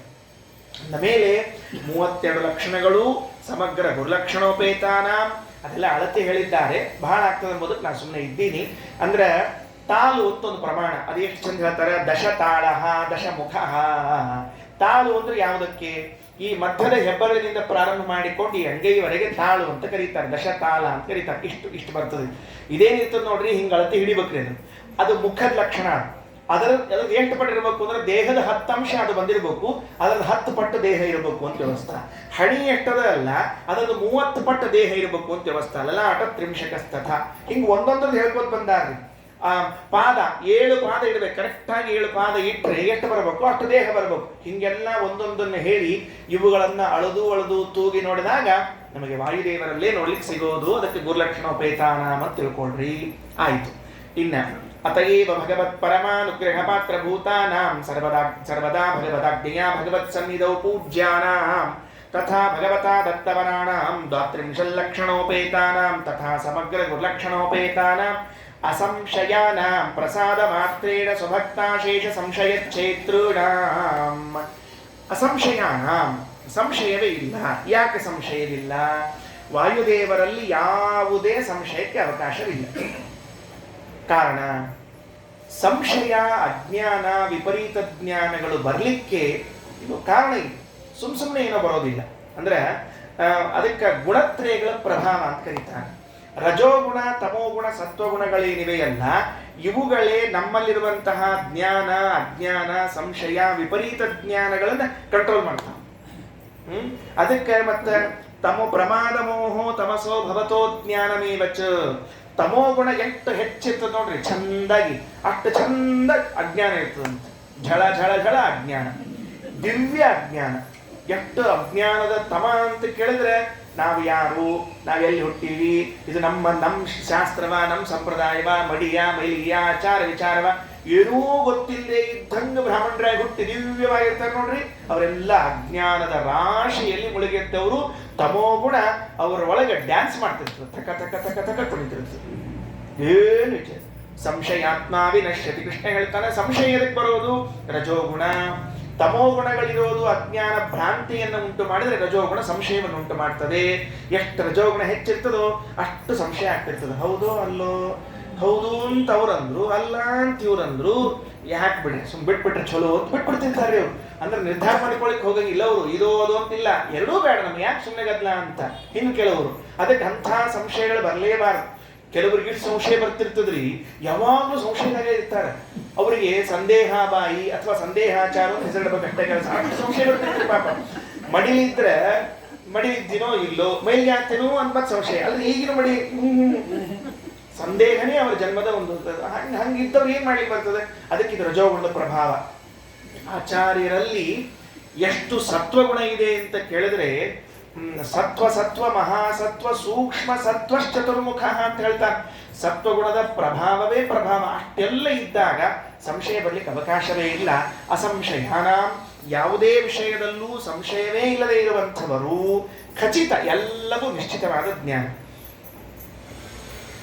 ಆಚಾರ್ಯರು ಸನ್ಯಾಸ ಸ್ವೀಕಾರ ಮಾಡಿದ್ರು. ಪೂರ್ಣ ಪ್ರಜ್ಞೆ ತೀರ್ಥರು ಅಂತ ಸನ್ಯಾಸ ನಾಮ, ಸನ್ಯಾಸ ಆದ ಕೂಡಲೇ ನಾಮಧೇಯ. ಸ್ವಲ್ಪ ದಿವಸ ಆಗಿತ್ತು, ತಮ್ಮ ಗುರುಗಳು ಪಾಠ ಹೇಳ್ತಿದ್ರು. ಅವ್ರು ಹೇಳೋ ಪಾಠಕ್ಕೆ ಕೂತ್ಕೊಂಡ್ರು. ಬೆಳಿಗ್ಗೆ ಪಾಠಕ್ಕೆ ಸಾಯಂಕಾಲ ಪ್ರವಚನ, ಹೆಂಗ ಪದ್ಧತಿ ಮೊದಲಿಂದ ಬೆಳಿಗ್ಗೆ ಪಾಠ ಸಂಗೀತ ಪ್ರವಚನ ಅಂತ ಹೇಳಿ ಪುರಾಣ ಅಂತ ಇರ್ತಿತ್ತು, ಪ್ರವಚನ ಇರ್ತಿದ್ದಿಲ್ಲ. ಪಾಠ ಹೇಳಿಕತ್ತಿದ್ರು, ಕೂತಿದ್ರು ಆಚಾರ್ಯರು. ಗುರುಗಳು ಪಾಠ ಹೇಳಿದ್ಕೊಳ್ಳೆ ಕೆಲವು ಪ್ರಶ್ನೆ ಕೇಳಿದರು ಗುರುಗಳಿಗೆ. ಇಲ್ಲ, ಇದು ಈ ಹಿಂಗೆ ಹೇಳಿದ್ರೆ ಮತ್ತೆ ಹಿಂಗೆ ದೋಷ ಬರ್ತದಲ್ಲ, ಹೆಂಗೆ ಇದನ್ನು ಪರಿಹಾರ ಮಾಡೋದು ಹೆಂಗ? ತಮ್ಮ ಗ್ರಂಥ ಅಲ್ಲ, ಅದ್ವೈತ ದರ್ಶನದ ಗ್ರಂಥ. ಅವಾಗ ಪ್ರಚಲಿತ ಇದ್ದವು, ಹಿಂಗೆ ಬರ್ತದಲ್ಲ. ಒಂದೆರಡು ಟ್ರೈ ಮಾಡಿದ್ರು ಗುರುಗಳು ಹೇಳಲಿಕ್ಕೆ, ಯಾಕೋ ಸರಿ ಹೋಗ್ಲಿಲ್ಲ. ಒಂದ ಮಾತು, ಶೇಷಂ ಕೋಪೇನ ಪೂರೈತೊಂದು ಮಾತು. ಯಾವಾಗ ಹೇಳಲಿಕ್ಕೆ ಬರಂಗಿಲ್ಲ ಅವಾಗ ಸಿಟ್ಟು ಮಾಡ್ಕೊಳ್ಳೋದು ಅಂತ ಒಂದು ಸಂಪ್ರದಾಯ ಇರ್ತದೆ. ಯಾರೊಬ್ರು ಕೇಳಿದ್ರಂತ, ನಮ್ಮಲ್ಲಿ ಒಬ್ರು ಬಹಳ ದೊಡ್ಡ ಆಚಾರ್ಯ ಇದ್ದಾರೆ. ಅವ್ರು ಅಂದ ಮಾತು ಏನಂತ, ಅಲ್ಲ ಅವ ಧರ್ಮರಾಜ ಎಲ್ಲಾರನ್ನೂ ಪಣಕ್ಕಿಟ್ಟ, ಕುಂತಿನ್ ಯಾಕೆ ಇಡ್ಲಿಲ್ಲ ಅಂತ ಏನೋ ಕೇಳಿದ್ರಂತ. ಸುಮ್ಮನೆ ಅವ ಪಾಪ ಕುತ್ಕೊಂಡವ್ ಜಿಜ್ಞಾಸುರಿ, ಪಾಠಕ್ಕೆ ಕೂತವ, ಸುಮ್ ಕೇಳಿದ್ರೆ ಅವ. ಅಲ್ಲ ಆಚಾರ್ಯ, ಮತ್ತೆ ನಕುಲನ್ನಿಟ್ಟ, ಸಹದೇವನ್ನಿಟ್ಟ, ಮತ್ತೆ ಅರ್ಜುನನ್ನಿಟ್ಟ, ಇಲ್ಲಿ ದ್ರೌಪದಿನಿಟ್ಟ, ಕರೆಕ್ಟ್ ಕುಂತಿ ಬಗ್ಗೆ ಉಳಿದಿದ್ದಲ್ಲ, ಅಕಿನ ಬಗ್ಗೆ ಯಾಕೆ ಇಡ್ಲಿಲ್ಲ ಅಂತ ತಿಳ್ಕೊಂಡು ಆಚಾರ್ಯಗೆ ಉತ್ತರ ಹೇಳಿಕ್ ಬರ್ಲಿಲ್ಲ. ಇಲ್ಲಪ್ಪ ಗೊತ್ತಿಲ್ಲ, ವಿಚಾರ ಮಾಡ್ಬೇಕು ಅನ್ನೋದು ಕೈಯಾಗಿನ ಪುಸ್ತಕ ತಗೊಂಡು ಆಚಾರ್ಯ ಶಿಷ್ಯರ ಮುಸ್ಲಿಂ ಮೇಲೆ ಹೋಗೋದು ಬಿಟ್ರು. ಡಣ್ಣು ಅಂತೇಳಿ ಅಪತ್ತ ಪ್ರಶ್ನೆ ಕೇಳ್ಕೋತ, ನಡ್ರಿ ಅನ್ನಂತ ಮಸ್ಲಿಗೆ ಹೋಗೋರು ನೀವೆಲ್ಲ ಅಂತ ತಿಳ್ಕೊಂಡು ಎದ್ದು ಬಿಟ್ರು ಸೀದಾ. ಉತ್ತರ ಇಲ್ಲ ಇವತ್ತಿನ ತನಕ. ಅಲ್ಲ ಅಂದ್ರೆ ಗೊತ್ತಿರ್ಲಿಕ್ಕೆ ಕೂಡ ಏನ್ ಮಾಡಿ ಬರುದಿಲ್ಲ ಅದಕ್ಕೆ. ಅದೇ ಎಲ್ಲರಿಗೂ ಗೊತ್ತು, ಎಲ್ಲರೂ ಸರ್ವಜ್ಞರಲ್ಲ, ಇಲ್ಲ ನಾವು ಸರ್ವಜ್ಞರಲ್ಲ, ಇಲ್ಲ ಗೊತ್ತಿರ್ಲಿಕ್ಕಿಲ್ಲ ನಮಗೂ ಅಂದ್ರೆ. ಉತ್ತರ ಗೊತ್ತಿಲ್ಲ ಅಂದ್ರೆ ಗೊತ್ತಿಲ್ಲ ಅಂತ ಹೇಳೋ ಸೌಜನ್ಯವೂ ಇಲ್ಲದೆ ಹೋದ್ರೆ ಏನ್ ಗತಿ ಇಲ್ಲ ನಮ್ಮೊಂದು. ತುಂಬಾ ಸರಳ ಆನ್ಸರ್ ಇದೆ, ಏನಿಲ್ಲ. ಧರ್ಮರಾಜನಿಗೆ ತನ್ನ ಅಧಿಕಾರ ವ್ಯಾಪ್ತಿಯಲ್ಲಿ ಬರುವುದಕ್ಕೆ ಮಾತ್ರ ಅಡ ಇಡ್ಲಿಕ್ಕೆ ಬರ್ತಿತ್ತು. ತಾಯಿ ತನ್ನ ಅಧಿಕಾರದಲ್ಲಿ ಬರುವುದಿಲ್ಲ, ಅದರಿಂದ ಅಡ ಇಡ್ಲಿಕ್ಕೆ ಬರು. ಇಷ್ಟು ಸಿಂಪಲ್ ಉತ್ತರ ಹೇಳಿ ಪುಸ್ತಕ ಹೋಗುದು ಮುಸ್ಲಿಂ ಅಂಧಂತಮಸ್ಸು. ಶೇಷಂ ಕೋಪೇನ ಪೂರಗೆ ಅಂತ ಹಿಂಗಿರ್ತದೆ. ಬರದೇ ಇದ್ದದ ಕೆಲಸ ಸಿಟ್ ಮಾಡ್ಕೊಂಡು ಉತ್ತರ ಕೊಡೋದು ಅಂತ ಇರ್ತದೆ. ಗುರುಗಳಂದ್ರು, ಭಗವತ್ ಪ್ರವಕ್ತೃತ್ವ ಸಮರ್ಥತಾನಮೇ ಸಕೋಪಮಿತ್ತಂ ಬ್ರವತಿ ವ್ರತೀಶ್ವರಿ. ಸಿಟ್ಟಿ ಬಂದ್ರೆ ಅವರು ಗುರುಗಳು, ನಿನಗೆ ಹೇಳಲಿಕ್ಕೆ ಆಗೋದಿಲ್ಲ, ನನಗೆ ಹೋಗ್ಬೇಡಿ ಅಂತ ಹೇಳಿ ಪಾಠಕ್ಕೆ ಹೋಗಿತ್ತು. ಅಲ್ಲಿಗೆ ಮಂಗಳಾಯ್ತು, ಪಾಠಕ್ಕೆ ಮಂಗಳಾಯ್ತು. ಸಾಯಂಕಾಲ ಪುರಾಣಕ್ಕೆ ಕೂತಿದ್ರು. ಪುರಾಣಕ್ಕೆ ಕೂತಾಗ ಬಿಡ್ಬೇಕಲ್ಲ ಆಚಾರ, ಅಲ್ಲಿ ಬಿಡ್ತಾರೆ. ಅಲ್ಲಿ ಜಿಜ್ಞಾಸೆ ಆಚಾರ, ಅಲ್ಲ ಈ ಪಾಠ ಸರಿ ಇಲ್ಲ ಅಂದ್ರು. ಯಾವುದೋ ಒಂದು ಭಾಗವತದಾಗ ಕೇಳಿದ ಈ ಪಾಠ ಸರಿ ಇಲ್ಲ ಅಂತ. ಬೆಳಿಗ್ಗಿಂದೆಲ್ಲ ತಲೆ ಕೂತಿದ್ರಿ ಹಂಗ ಗುರುಗಳಿಗೆ. ಸಾಯಂಕಾಲ ಅದು ಸರಿ ಇಲ್ಲ ಅಂದ್ರೆ ಸರಿ ಯಾವ್ದು ಹೇಳಿ ನೋಡ ಅಂದ್ರು. ಈಗ ಬಿಡ್ಲಿಲ್ರಿ, ಈ ಸಲ ಹೇಳಿ ನೋಡ ಅಂತ ಕೂತ್ರಿ. ಏನ ಆಶ್ಚರ್ಯ ಆಚಾರ್ಯರು, ಇಷ್ಟು ಖಚಿತ ಜ್ಞಾನ, ಸಂಶಯವೇ ಇಲ್ಲ. ಆ ಪುಸ್ತಕದ ಕಡೆ ಬೆರಳು ಮಾಡಿದ್ರು. ಈ ಪುಸ್ತಕದಾಗಿದ್ದ ಸರಿ ಪಾಠ ಅಂತ ಹೇಳಿದ್ರು. ಏನ್ ಕಾನ್ಫಿಡೆನ್ಸು, ಅಷ್ಟು ಧೈರ್ಯ ಬರಬೇಕಲ್ರಿ.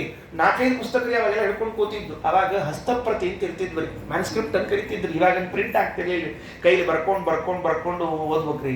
ನಿಜವಾಗ್ಲೂ ಅದೊಂದು ಕಾಲ ಚಲೋ ಇತ್ರಿ ಖರೆ ಅಂದ್ರೆ. ಯಾಕಂದ್ರೆ ಹುಯಿ ಅಂತ ಪುಸ್ತಕ ಮನ್ಯಾಗ ಬೀಳ್ತಿದ್ದಿಲ್ರಿ ಕಸಕ್ಕೆ. ಎಲ್ಲ ಬರ್ಕೋಬೇಕು, ಎಷ್ಟು ಅವಶ್ಯಕತೆ ಇದ್ದು ಅಷ್ಟೇ ಬರ್ಕೋತಿದ್ರಿ. ಅಷ್ಟ ಕಾಗದ, ಅಷ್ಟ ಮಸಿ, ಅಷ್ಟ ನಿರ್ಮಾಣ ಆಗ್ತಿದ್ರಿ. ಇನ್ ಕೆಲವರು ಬರ್ಕೋತನೇ ಇದ್ದಿದ್ದಿಲ್ಲ. ಯಾಕ ಒಟ್ಟು ಭಯಪಾಠ ಮಾಡ್ಬೇಕ್ರಿ. ಒಂದು ಮೊನ್ನೆ ಒಂದು ಕಥೆ ಓದ್ಲಿಕ್ಕೆ, ಅದು ಉದಾರ ಚರಿತ್ರೆ ಉದಾರ ಪ್ರಸಂಗಗಳು ಅಂತ ಒಂದು ಪುಸ್ತಕ ಅದ, ಬಹಳ ಚಂದದ. ಅದ್ರೊಳಗೆ ಒಬ್ಬರು ಕಥೆ ಹೇಳಿದ್ರಿ. ಮಧ್ಯರಾತ್ರಿಯಲ್ಲಿ ತೋರಿದ ಭಾರವಿ ಅಂತ ಒಂದು ಟೈಟಲ್ ಅದಕ್ಕೆ. ಎಷ್ಟು ಚಂದದ ಅಂದ್ರೆ, ಅವ್ರ ಕಾಲಕ್ಕೆ ಪುಸ್ತಕನೇ ಇದ್ದಿದ್ದಿಲ್ಲ, ಪುಸ್ತಕ ಬೇಡ, ಲೈಟು ಇದ್ದಿದ್ದಿಲ್ರಿ. ಅದಕ್ಕೆ ಅವ್ರ ಗುರುಗಳು ಪಾಠ ಹೇಳ್ಕೊಟ್ಟು ಚಲೋ ಇದ್ರಿ. ವಿದ್ಯಾರ್ಥಿಗಳು ಸಂಸ್ಕೃತಿ ಹೇಳ್ಕೊಡ್ಬೇಕು ಅಂತ ತಿಳ್ಕೊಂಡು ಅದು ಕಿರಾತಾರ್ಜುನಿ ಅಂತ ಒಂದು ಗ್ರಂಥ. ಆ ಕಿರಾತಾರ್ಜುನಿ ಗ್ರಂಥ ಅದನ್ನು ಭಾರವಿ ಅಂತ ಬರೆದಿದ್ದಾನೆ ಕವಿ. ಬಹಳ ಚಂದದ್ರಿ. ಭಾರವೇರ್ ಅರ್ಥ ಗೌರವಂ ಅಂತ ತಿಳ್ಕೊಂಡು, ಉಪಮಾ ಕಾಳಿದಾಸಸ್ಯ ಭಾರವೇರ್ ಅರ್ಥ ಗೌರವಂ ದಂಡಿನ ಪದಲಾಲಿತ್ಯಂ ಮಾಘೇ ಸಂತಿ ತ್ರಯೋಗುಣ ಅಂತ ಒಂದು ಮಾತು. ಅವನ ಪುಸ್ತಕ ಹೆಂಗ ಅಂದ್ರೆ, ಒಂದ ಪುಸ್ತಕ ಇರ್ಬೇಕ್ರಿ, ಅದು ಶಾಲೆಯಾಗಿರ್ಬೇಕ್ರಿ. ಅದನ್ನ ಶಾಲಿ ಒಳಗ ಅದನ್ನ ತಗೊಂಡು ಬಂದು ರಾತ್ರಿ ಹೊತ್ನ್ಯಾಗ ಕುತ್ಕೊಂಡು, ಲೈಟ್ ಇಲ್ಲ, ಸಂಜೆ ಆಗೋದ್ರೊಳಗ ಗಟ್ಟಿ ಮಾಡ್ಕೋಬೇಕು. ಅದನ್ನ ಪುಸ್ತಕ ಮತ್ತೆ ಶಾಲೆಗೆ ಹೊಳಿ ಕೊಡ್ಬೇಕು. ನಡರಾತ್ರಿ ಎದ್ದು ಬಂದು ಗುರುಗಳ ಮನೆಗೆ ಬೆಳಿಗ್ಗೆ 4 ಗಂಟೆಗೆ ಎದ್ದು ಬಂದು ಗುರುಗಳನ್ನ ಎಬ್ಬಿಸಿ ಇವ್ರು ಶ್ಲೋಕ ಬಾಯ್ಪಾಠ ಹೇಳ್ಬೇಕು, ಗುರುಗಳ ಬಾಯ್ಪಾಠನ ಅರ್ಥ ಹೇಳ್ಬೇಕಂತದ. ಲೈಟು ಪುಸ್ತಕ ಏನಿಲ್ಲ ಇಲ್ರಿ, ಎಲ್ಲ ಒಟ್ಟು ಅವ ರಾತ್ರಿ ಕತ್ಲೆ ಆಗೋದ್ರಾಗ ಎಲ್ಲ ಓದಿಟ್ಕೋಬೇಕು. ರಾತ್ರಿ ಮಲ್ಕೊಳ್ಳೋದ್ರಾಗ ಶ್ಲೋಕ ನೆನಪಿಟ್ಕೋಬೇಕು. ಬೆಳಿಗ್ಗೆ ಹೋಗಿ ಗುರುಗಳ ಹತ್ರ, ಬೆಳಿಗ್ಗೆ ಅಂದ್ರೆ ಏನ್ರಿ ಅವ್ರ ಮತ್ತೆ ಶಾಲೆಗೆ ಹೋಗಿ ಮತ್ತೊಂದು ಮುಗ್ದೊಂದು ಈ 3-4 ಗಂಟೆಗೆ ಹೋಗ್ಬೇಕು, ಮತ್ತೆ ಕೂಡ್ಬೇಕ್ರಿ. ಕೆಲವೊಮ್ಮಂತೂ ರಾತ್ರಿ 12 ಗಂಟೆಗೆ ಪಾಠ ಅಂತ. ಅದಕ್ಕೆ ಅವ್ರು ಬರ್ದಿದ್ರಿ, ಮಧ್ಯರಾತ್ರಿಯಲ್ಲಿ ಭೇಟಿಯಾದ ಭಾರವಿ. ಭಾರವಿನ ಶ್ಲೇಷರಿ ರವಿ ಸೂರ್ಯ ಮಧ್ಯರಾತ್ರಿಯಲ್ಲಿ ಭೇಟಿಯಾದ ಬರ್ದಿರ್ಬೇಕ್ರಿ. ಅಂದ್ರೆ ಅಷ್ಟು ಕಷ್ಟಕ್ಕಾಗ್ರಿ ಓದೋದು ಹಂಗಿರ್ತಿತ್ತು. ಹಸ್ತಪ್ರತಿಗಳು ಕೈಯಾಗ 108, ಒಬ್ಬರು ಹಿಂಗ ಒಬ್ಬರು ಹಂಗ ಒಬ್ಬರು ಹಿಂಗ. ಯಾವ ಪುಸ್ತಕ ಕರೆಕ್ಟ್ ಅನ್ಬೇಕ್ರಿ, ಏನ್ ಸಮಸ್ಯೆ? ಆಚಾರ ಒಂದೇ ಹೇಳಿದ್ರು, ಇದೇ ಪುಸ್ತಕ ಸರಿ ಅಂತ ಹೇಳಿದ್ರು.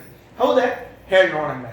ಅಲ್ಲಿ ಇದ್ದದ್ದು ಸರಿ ಅಂದ್ರೆ ಆ ಶ್ಲೋಕ, ಆ ಗ್ರಂಥದಲ್ಲಿ ಇರುವಂತಹ ಶ್ಲೋಕಗಳನ್ನು ನೀ ಹೇಳ್ಬೇಕು ಅಂದ್ರೆ ನಿಗದ್ಯತಾಂ ಗದ್ಯಮಿಹೈವ ಪಂಚಮಿ ಜಗದ್ಗುರೋರ್ವೇತ್ತ ಕೃತಿ ಸ್ಥಿತಿಂ ಯದಿ. 5ನೇ ಸ್ಕಂದರಿ, ಅದು ಗದ್ಯ ಭಾಗರಿ, ಹೇಳಿ ನೋಡ ಅಂದ್ರು. ಆಚಾರ್ಯರು ಧನ ಧನ ಧನ ಹೇಳಲಿಕ್ಕೆ ಹೊರಟರು. ಆಶ್ಚರ್ಯ ಆಗೋಯ್ತು. ಯಾವಾಗ ಓದಿಯೋ ಮಹಾರಾಯ ಇವನ್ನೆಲ್ಲ ಅಂತ ಊರುಗಳು ಕೇಳಿದ್ರು. ಅತ್ರ ಜನ್ಮನಿನ ಯದ್ ಪಠಿತಂತೆ, ಈ ಜನ್ಮದಾಗ ನೀ ಪುಸ್ತಕ ಹಿಡಿದ್ ನೋಡಿದ್ದಿಲ್ಲ. ಯಾವಾಗ ಓದಿ? ಪೂರ್ವ ಜನ್ಮ ಸುವೇದ ಪೂರೇ ಎಲ್ಲ ಮುಗಿದ್ರೆ ಆಚಾರ ಮಂಗಳಕ್ಕೆ ಬಂದೀವಿ ಅಂತ ಹೇಳ್ತಿರ್ತಾರೆ ನೋಡ್ರಿ. ನಮ್ಮೆಲ್ಲ ಸುಮ್ಮ ಒಬ್ರ ಆಚಾರ ಕಡೆ ಮಂಗಳ ಆಗ್ಬೇಕು ಅಂತ ನಿಮ್ಮ ಹತ್ರ ಪಾಠಕ್ಕೆ ಬಂದೀವಿ ಆಚಾರ ಅಂತ ಹೇಳ್ತಿರ್ತಾರೆ. ಹಂಗ ಅದಕ್ಕೆ ಆಚಾರ್ಯರು ಅಷ್ಟು ನಿಶ್ಚಿತ ಜ್ಞಾನ. ಇದೇ ಸರಿ, ಇದೇ ಸತ್ಯ, ಇದೇ ಪುಸ್ತಕ, ಇದೇ ಹೇಳ್ಬೇಕು. ಅವರಿಗೆ ಗ್ರಂಥಗಳ ಅವಶ್ಯಕತೆ ಇಲ್ಲದೆ ಇದ್ರೂ ಓದುವರಿಗೆ ಅಷ್ಟು ಖಚಿತ ಜ್ಞಾನ ಮಾಡಿಕೊಡುವರಾದ್ರಿಂದ ಅಸಂಶಯಾನಾಂ, ಸ್ವತಃ ಸಂಶಯ ಇಲ್ಲದೆ ಇರುವಂಥವರು ಪ್ರಸಾದ ಮಾತ್ರೇಣ ಸ್ವಭಕ್ತಾಶೇಷ ಸಂಶಯ ಕ್ಷೇತ್ರೂಢಾಂ. ಪ್ರಸಾದ ಮಾತ್ರದಿಂದ, ಪ್ರಸಾದ ಅಂದ್ರೆ ಅನುಗ್ರಹ ಅಂತ ಅರ್ಥ, ಬೇರೇನು ತಿಳಿಬಾರದು. ಪ್ರಸಾದ ಅಂತಂದ್ರೆ ಮಂತ್ರಾಕ್ಷತಿ ಕೊಟ್ರು. ನಮ್ಮಲ್ಲಿ ಪ್ರಸಾದ ಅಂದ್ರೆ ಹಂಗೆ ಇರ್ತಾವ್ರಿ. ಸ್ವಾಮಿಗಳು ಮಂತ್ರಾಕ್ಷತಿ ಪ್ರಸಾದ ಕೊಟ್ರು ಅಂದ್ರೆ ಉತ್ತತ್ತಿ, ಕಲ್ಸಕ್ರಿ, ಬಾಳೆಹಣ್ಣು ಇವೇ ಪ್ರಸಾದ ಶಬ್ದಾರ್ಥ ರೀ. ನಮ್ಮಲ್ಲಿ ಮಠಕ್ಕೆ ಹೋಗಿದ್ವಿ, ಪ್ರಸಾದ ತಗೊಂಡ್ ಬಂದ್ವಿ ಅಂದ್ರೆ ಬಾಳೆಲೆ ಊಟ ಮಾಡಿ ಬಂದ್ವಿ ಅಂತ. ಇವೇ ಪ್ರಸಾದ ನಮಗೆ. ಪ್ರಸಾದ ಅಂದ್ರೆ ಅದಲ್ಲ. ಪ್ರಸಾದ ಅಂದ್ರೆ ಅನುಗ್ರಹ, ಇಚ್ಛಾ, ಇವ್ರಿಗೆ ಒಳ್ಳೇದಾಗ್ಲಿ ಅಂತನ್ನುವಂತಹ ಇಚ್ಛಾ. ಅಥವಾ ಇಲ್ಲಿ ಪ್ರಸಾದ ಅಂದ್ರೆ ಅನುಗ್ರಹ. ತಾವು ಅನುಗ್ರಹ ಮಾಡಿದ ಮಾತ್ರಕ್ಕೆ ಭಕ್ತರಲ್ಲಿರುವಂತಹ ಎಲ್ಲ ಸಂಶಯಗಳು ಪರಿಹಾರವಾಗ್ತದೆ. ಸ್ವಲ್ಪ ಇದು ಚರ್ಚಾ ಆದರೆ ಮುಂಚೂರು ಹಂಗೆ ಸುಮ್ಮನೆ ಅಗ್ದಿ ಉಡಾಫೆಯಿಂದ ಹೇಳಿಕ್ ಬರುವುದಿಲ್ಲ. ಈಗ ಈ ವಿಷಯ ಶಬ್ದ ಅರ್ಥ ಆಯಿತು. ಪ್ರಸಾದ ಮಾತ್ರೇಣ, ಪ್ರಸಾದ ಮಾತ್ರದಿಂದ ಅಂದ್ರೆ ಅನುಗ್ರಹ ಮಾತ್ರದಿಂದ ಶ್ರೀಮದಾಚಾರ್ಯರು ಅನುಗ್ರಹಿಸಿದರು ಎಂದರೆ ಭಕ್ತನಿಗೆ, ತನ್ನ ಭಕ್ತನಿಗೆ ಬಂದಿರುವ ಎಲ್ಲಾ ಸಂಶಯಗಳು ಪರಿಹಾರವಾಗುತ್ತವೆ. ಇದೇ ತಾನೇ ನೀವು ಹೇಳಲಿಕ್ಕೆ ಹೊರಟದ್ದು. ಸರಿ, ಸಂಶಯ ಎಲ್ಲಿ ಬರ್ತದೆ? ಸಂಶಯ ಎಲ್ಲಿ ಬರ್ತದೆ? ಶಾಸ್ತ್ರದ ವಿಷಯದಲ್ಲಿ ತಾನೇ ಸಂಶಯ ಬರಬೇಕು. ಶಾಸ್ತ್ರದ ವಿಷಯದಲ್ಲಿ ಸಂಶಯ, ಇದು ಓದ್ಲಿಕ್ಕತ್ತಿದ್ದೆ, ಇಲ್ಲ ಸ್ವಲ್ಪ ಸಂಶಯ ಬಂತು, ಮತ್ತೆ ಈ ಸಂಶಯ ಬಂದದ್ದಕ್ಕೆ ಇದನ್ನು ಪರಿಹಾರ ಮಾಡ್ಕೊಳ್ಳೋದು ಹೆಂಗ ಅಂತ ಬರಬೇಕು. ಹಾಗಾದ್ರೆ ಶಾಸ್ತ್ರದ ಅಧ್ಯಯನ, ಶಾಸ್ತ್ರದ ಶ್ರವಣ, ಶಾಸ್ತ್ರದ ಪಾಠ ಇವು ಯಾವ ಬೇಡ ಬೇಡವಾ? ಇವು ಯಾವುದೂ ಇಲ್ಲವೇ ಇಲ್ಲ. ಹಂಗಾರೆ ಒಟ್ಟು ಶ್ರೀಮದಾಚಾರ್ಯಷ್ಟು ಅನುಗ್ರಹ ಮಾಡಿಬಿಟ್ರು ಅಂದ್ರೆ ಎಲ್ಲ ಸಂಶಯ ಪರಿಹಾರ ಆಗ್ತದೆ ಅಂದ್ರೆ ಏನು ಅನ್ಸೋದಕ್ಕೆ? ಅದರಿಂದ ಪ್ರಸಾದದಿಂದ ಸಂಶಯ ನಿವೃತ್ತಿಯಾಗ್ತದೆ ಅಂತನ್ನೋದು ಗುರು ಅನುಗ್ರಹದಿಂದ ಎಲ್ಲ ಸಂಶಯಗಳು ಹೋಗ್ತದೆ. ಇದಕ್ಕೆ ಓಂ ಲಿಂಗಭೂಯಸ್ತ್ವಾತ್ತು ತದ್ದಿಫಲೀಯಸ್ತದಪಿ ಓಂ ಅಂತನ್ನುವಂತಹ ಒಂದು ಸೂತ್ರ, ಬ್ರಹ್ಮಸೂತ್ರ. ಆ ಬ್ರಹ್ಮಸೂತ್ರದಲ್ಲಿ ಶ್ರೀಮದಾಚಾರ್ಯರೇ ಒಂದು ನಿರ್ಣಯವನ್ನು ಕೊಡ್ತಾನೆ. ಗುರುಪ್ರಸಾದೋ ಬಲವಾನ್ ನತಸ್ಮಾತ್ ಬಲವತ್ತರಂ. ಗುರುಪ್ರಸಾದ ಅತ್ಯಂತ ಬಲಿಷ್ಠವಾದದ್ದು, ಇದಕ್ಕಿಂತಲೂ ಬಲಶಾಲಿಯಾದದ್ದು ಇನ್ನೊಂದಿಲ್ಲ. ಚರ್ಚೆಗೆ ವಿಷಯಗಳು ಸುರಳಿಲ್ರಿ, ಸರಳಿಲ್ಲ, ಸುಲಭವಾಗಿ ತಿಳ್ಕೊಳ್ಳೋಂಗಿಲ್ಲ. ಹಾಗಾದ್ರೆ ನಾನು ಶಾಸ್ತ್ರದ ಪುಸ್ತಕವನ್ನೇ ತೆಗೆದಿಲ್ಲ, ರಾಮಾಯಣವನ್ನು ಓದಿಲ್ಲ, ಮಹಾಭಾರತ ಓದಿಲ್ಲ, ಸೂತ್ರಗಳನ್ನು ಓದಿಲ್ಲ, ವೇದಗಳನ್ನು ಓದಿಲ್ಲ, ಗುರುಗಳ ಮುಂದೆ ಹೋಗಿ ಕೂತ್ಕೊಂಡೆ. ಗುರುಗಳೇ ಅನುಗ್ರಹ ಮಾಡಿ, ಏನೋ ಪ್ರೀತಿ ಇತ್ತು ಅಂತ ಇಟ್ಕೊಳ್ರಿ, ಗುರುಗಳಿಗೆ ಅನುಗ್ರಹ ಮಾಡಿದ್ರು ಅಂತ ಇಟ್ಕೊಳ್ರಿ. ಮಾಡಿದ ಮೇಲೆ ಅವನಿಗೆಲ್ಲ ವಿದ್ಯೆಗಳು ಸ್ಮರಣ ಆಗಿಬಿಡ್ತದೆ, ಹೊಳೆದು ಬಿಡ್ತದೆ. ಹಾಗಿದ್ರೆ ಅಥವಾ ಅಧ್ಯಯನವೇ ಮಾಡದೇ ಇದ್ದಾಗ ಎಲ್ಲಾ ಗ್ರಂಥಗಳು ಸ್ಫುರಣ ಆಗೋದಾಗಿದ್ರೆ ಅವನು ಬರೆಯೋದು ಯಾಕೆ, ಓದೋದು ಯಾಕೆ, ಗುರುಗಳು ಯಾಕೆ, ಪಾಠ ಹೇಳಿದ್ದು ಯಾಕೆ ಬರ್ತದೆ? ಮತ್ತು ಪ್ರಸಾದ ಮಾತ್ರ ಏನಂದ ಅರ್ಥ ಏನು? ಹಾಗಾದರೆ ಅವನು ಗ್ರಂಥಗಳ ಅಧ್ಯಯನ ಮಾಡಿರ್ಬೇಕು, ಗುರುಮುಖದಿಂದ ಶ್ರವಣ ಮಾಡಿರ್ಬೇಕು. ಶ್ರವಣ ಮನನ ಎಲ್ಲ ಮುಗಿಸ್ಕೊಂಡು ಬಂದ ಮೇಲೂ ಮತ್ತೆ ಓದುವಾಗಲೂ ಏನಾಗ್ತದೆ ಅಂತ ಕೇಳಿದರೆ ಸಂಶಯ ಬಂದೇ ಬರ್ತದೆ, ಸಂಶಯ ಬಂದೇ ಬರ್ತದೆ. ಅದಕ್ಕೆ ಭಾಗವತದ ಒಂದು ಮಾತದ್ರಿ, ಏನು ಅಂದ್ರೆ ಭಿದ್ಯತೆ ಹೃದಯ ಗ್ರಂಥಿ ಛಿದ್ಯಂತೆ ಸರ್ವ ಸಂಶಯಾ ಕ್ಷೀಯಂತೆ ಚಾಸ್ಯ ಕರ್ಮಾಣಿ ತಸ್ಮಿನ್ ದೃಷ್ಟೇ ಪರಾವರೆ. ಯಾವಾಗ ನಮ್ಗೆ ಎಲ್ಲಾ ಸಂಶಯ ಹೋಗ್ತಾವ ಅಂತಂದ್ರೆ ಯಾವಾಗ ಭಗವಂತನ ಸಾಕ್ಷಾತ್ಕಾರ ಆಗ್ತದೋ ಅವತ್ತೇ ಎಲ್ಲ ಸಂಶಯ ಹೋಗೋದಂತ. ಅಲ್ಲಿ ತನಕ ಇನ್ನೂ ಸಂಶಯ ಇದ್ದೇ ಇರ್ತಾವಂತ, ಚೂರ್ ಚೂರ್ ಚೂರ್ ಚೂರ್ ಇದ್ದೇ ಇರ್ತಾವಂತ. ಅದಕ್ಕೆ ನಮ್ಮಲ್ಲಿ ಪಾಠಕ್ಕೆ ಕೂತಾಗ ಹುಡುಗರಿಗೆ ಹೇಳ್ತಿರ್ತೀನಿ, ಭಾಳ ಅಂದ್ರೆ ಬರ್ತದೆ, ಇಲ್ಲ ಹಿಂಗೆ ಸಂಶಯ ಬಂದ, ಹಂಗೆ ಸಂಶಯ ಬಂದದ, ಏನೋ ಚಿಂತೆ ಮಾಡ್ತಾರೆ, ಹೋಗ್ತದೆ. ಯಾವಾಗ ಆಚಾರ ಅಂತ ಅವ್ರು ಕೇಳಬೇಕು, ಹೋಗ್ತದೆ ಅಂತ ಹೇಳಿದ್ರೆ ಯಾವಾಗ? ಇಷ್ಟು ಹೇಳ್ತಿರ್ತೇನೆ, ಭಿದ್ಯಂತೆ ಸರ್ವ ಛಿದ್ಯಂತೆ ಸರ್ವ ಸಂಶಯ. ಅಪರೋಕ್ಷ ಜ್ಞಾನ ಆದಾಗ ಎಲ್ಲ ಹೋಗ್ತಾವ. ಅದು ಯಾವಾಗ ಆಗೋದು? ಅದು ಅವನಿಗೆ ಬಿಟ್ಟದ್ದು, ನಮಗೆ ಬಿಟ್ಟದ್ದು. ಅದರಿಂದ ಪ್ರಸಾದ ಮಾತ್ರೇಣ ಅಂದ್ರೆ ಏನು, ಇಲ್ಲಿ ತಿಳಿಯಬೇಕಾದ ಅಂಶ ಇಷ್ಟು. ಎಲ್ಲವನ್ನೂ ಮಾಡಿರ್ಬೇಕವ, ಅಂದ್ರೆ ಶಾಸ್ತ್ರಾಧ್ಯಯನ ಮಾಡಿರ್ಬೇಕು, ಗುರುಮುಖದಿಂದ ಅಧ್ಯಯನ ಮಾಡಿ ಮನನ ಮಾಡಿ ಎಲ್ಲ ಮಾಡಿದ ಮೇಲೆ ಅಧ್ಯಯನ ಮಾಡುವಾಗ ಅಲ್ಲಲ್ಲಿ ಸಂಶಯಗಳು ಬಂದಿದ್ದಿದ್ರೆ ಅದು ಗುರುಪ್ರಸಾದದಿಂದ ನಿವೃತ್ತಿ ಆಗ್ತದೆ. ಅದು ಗುರುಪ್ರಸಾದದಿಂದಲೂ ನಿವೃತ್ತಿಯಾಗದೇ ಇರುವಂತಹ ಸಂಶಯ ಇದ್ದು ಬಿಟ್ರೆ ಅದು ಗೋವಿಂದ, ಅದು ಮುಂದೆ ಅಪರೋಕ್ಷ ಜ್ಞಾನಗಳೇ. ಆದರೆ ವಾಯುದೇವರ ವಿಷಯದಲ್ಲಿ ಅವರು ತಮ್ಮ ಭಕ್ತರ ಮೇಲೆ ಯಾವಾಗ ಅನುಗ್ರಹವನ್ನು ಮಾಡ್ತಾರೋ ಆಗ ಯಾವ ಸಂಶಯವೂ ಉಳಿಯದೇ ಇದ್ದು ಎಲ್ಲ ವಾಕ್ಯಗಳು ಸ್ಫುರಣವಾಗ್ತದೆ. ಅದಕ್ಕೊಂದು ದೃಷ್ಟಾಂತ. ಯಾರಪ್ಪ ದೃಷ್ಟಾಂತ ಹೇಳಬೇಕು ಅಂದ್ರೆ ಶ್ರೀಮದ್ ಟೀಕಾಕೃತ್ಪಾದರ ಇದಕ್ಕೆ ದೃಷ್ಟಾಂತ. ಅವರೇನಂತಾರೆ, ಶ್ರೀಮನ್ ನ್ಯಾಯಸುಧಾ ಬರೆಯೋ ಕಾಲಕ್ಕೆ ಅಂದ್ರೆ ಪ್ರಸಾದ ಮಾತ್ರೇಣ ಸ್ವಭಕ್ತ ಅಶೇಷ ಸಂಶಯ ಕ್ಷೇತ್ರೂಣಾಂ ಅಂತದ್ದು ನೋಡ್ರಿ. ಇದಕ್ಕೆ ಜ್ವಲಂತ ದೃಷ್ಟಾಂತ ಅಂದ್ರೆ ಟೀಕಾಕೃತ್ಪಾದ. ಅವ್ರು ಹೇಳ್ತಾರೆ, ನಾನು ಅನುವ್ಯಾಖ್ಯಾನಕ್ಕೇನು ವ್ಯಾಖ್ಯಾನ ಬರೆದೀನಿ ಶ್ರೀಮನ್ ನ್ಯಾಯಸುಧಾ ಗ್ರಂಥವನ್ನ, ಇದು ವ್ಯಾಕರಣದ ಬಲದಿಂದ ಬರೆದೀನಿ ಅಂತ ನೀವು ತಿಳ್ಕೊಂಡ್ರೆ, ತರ್ಕದ ಬಲದಿಂದ ಬರೆದೀನಿ ಅಂತ ತಿಳ್ಕೊಂಡ್ರೆ, ಮೀಮಾಂಸಾ ಬಹಳ ಚಂದ ಓದಿದ್ದೆ ಅದಕ್ಕೆ ಇದನ್ನು ಸುಲಲಿತವಾಗಿ ಬರೆದಿದ್ದೀನಿ ಅಂತ ತಿಳ್ಕೊಂಡಿದ್ರೆ ಅದೆಲ್ಲ ತಪ್ಪು. ಏನೇನು ತಿಳ್ಕೊಳ್ಬೇಕಾಗಿದೆ, ಕೆಲವು ಪ್ರಮೇಯಗಳನ್ನ ತಿಳಿಲಾರ್ದ ಏನ್ ಮಾಡ್ಲಿಕ್ಕೆ ಬರೋದಿಲ್ರಿ, ವ್ಯಾಖ್ಯಾನ ಮಾಡ್ಲಿಕ್ಕೆ ಬರೋದಿಲ್ಲ. ಕೆಲವು ವಿಷಯ, ಇಷ್ಟು ವಿಷಯ ಮಿನಿಮಮ್ ಒಂದು ಗ್ರಂಥ ಬರಿಬೇಕಾದ್ರೆ ಉಳಿದ್ಬಿಟ್ಬಿಡ್ರಿ, ಗ್ರಂಥ ಬೇಡ, ಕೊನೆಯ ಪಕ್ಷ ಅದಕ್ಕೇನಂತಾರ ಅಂದ್ರೆ ಮತ್ತ ಇದು ಒಂದು ಕವಿತಾ ಬರಿಬೇಕಾದ್ರೆ ಅದಕ್ಕೊಂದು ನಿಯಮದ, ಅದಕ್ಕೊಂದು ಗಣ, ಅದಕ್ಕೊಂದು ವ್ಯವಸ್ಥಾ. ಹಂಗ ಮುಕ್ತ ಶಬ್ದ ಬರೆಯೋ ಹೆಂಗಿಲ್ರಿ, ಹಂಗೆ ಇತ್ತೀಚೆಗೆ ಬರ್ಲಿಕ್ಕೆ ತರ ಅದು ಕವಿತಾ ಅಂತ ಕರ್ಸ್ಕೊಳ್ಳೋದಿಲ್ಲ, ಅದು ಬೇರೆ ಏನೋ ಆಗಿರ್ತದೆ. ಅದಕ್ಕೊಂದು ಲಕ್ಷಣ ಅದಲ್ಲ, ಹಂಗೆಲ್ಲ ತಿಳ್ಕೊಂಡು ಬರ್ದಿರ್ಬೇಕಾಗ್ತದೆ. ಸರಿನಾ? ಅದಕ್ಕೆ ಟೀಕಾಕೃತ್ಪಾದರ ಅಂತಾರೆ, ನಾ ಇಂಥ ದೊಡ್ಡ ಅನುವ್ಯಾಖ್ಯಾನಕ್ಕೆ ವ್ಯಾಖ್ಯಾನ ಮಾಡ್ಲಿಕ್ಕೆ ಹೊರಟಾಗ ಹೆಂಗ್ ಬರೀಲಿಕ್ಕತ್ತೀನಿ ನಾ ಮತ್ತೆ ಏನೋ ವ್ಯಾಕರಣ ಪಾಂಡಿತ್ಯವ.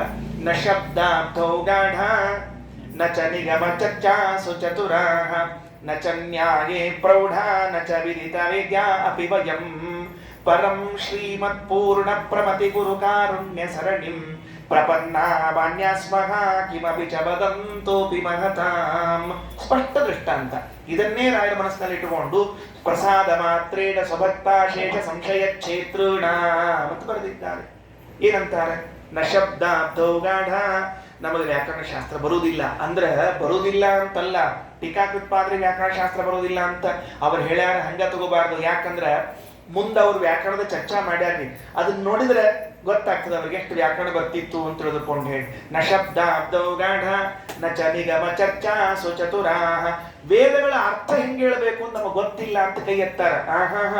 ವೇದಾರ್ಥಗಳನ್ನ ಫಸ್ಟ್ ಕ್ಲಾಸ್ ಆಗಿ ಹೇಳ್ಯಾರ್ರಿ. ಆಶ್ಚರ್ಯ ಅಂದ್ರೆ ಅದನ್ನು ಉಪಜೀವಿಸಿಕೊಂಡು ಮುಂದೆ ವ್ಯಾಸರಾಜರು ವಾದಿರಾಜರು ಕೂಡ ತಮ್ಮ ಗ್ರಂಥಗಳಲ್ಲಿ ವ್ಯಾಖ್ಯಾನ ಮಾಡ್ತಾರೆ. ಟೀಕಾಕೃತ್ಪಾದರು ಹೆಂಗ ವೇದಗಳಿಗೆ ವ್ಯಾಖ್ಯಾನ ಮಾಡಿ ತೋರ್ಸ್ಯಾರ ಅವನ್ನೇ ಮುಂದೆ ತಗೊಂಡು ಬರ್ತಾರೆ, ಹೊರತಾಗಿ ಹೊಸದಾಗಿ ಏನು ಹೇಳೋ ಅವಶ್ಯಕತೆ ಇಲ್ಲ. ಅಂದ್ರೆ ಅಷ್ಟು ವೇದ ವ್ಯಾಖ್ಯಾನಕ್ಕೆ ಸಮರ್ಥರು. ಮುಂದೆ ನಚನ್ಯಾಯೇ ಪ್ರೌಢ.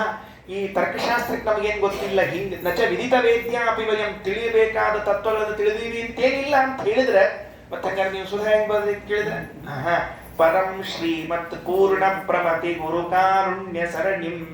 ಆಚಾರ್ಯರ ಅನುಗ್ರಹ ಅದಕ್ಕಾಗಿ ಬರೆದಿದ್ದೇವೆ.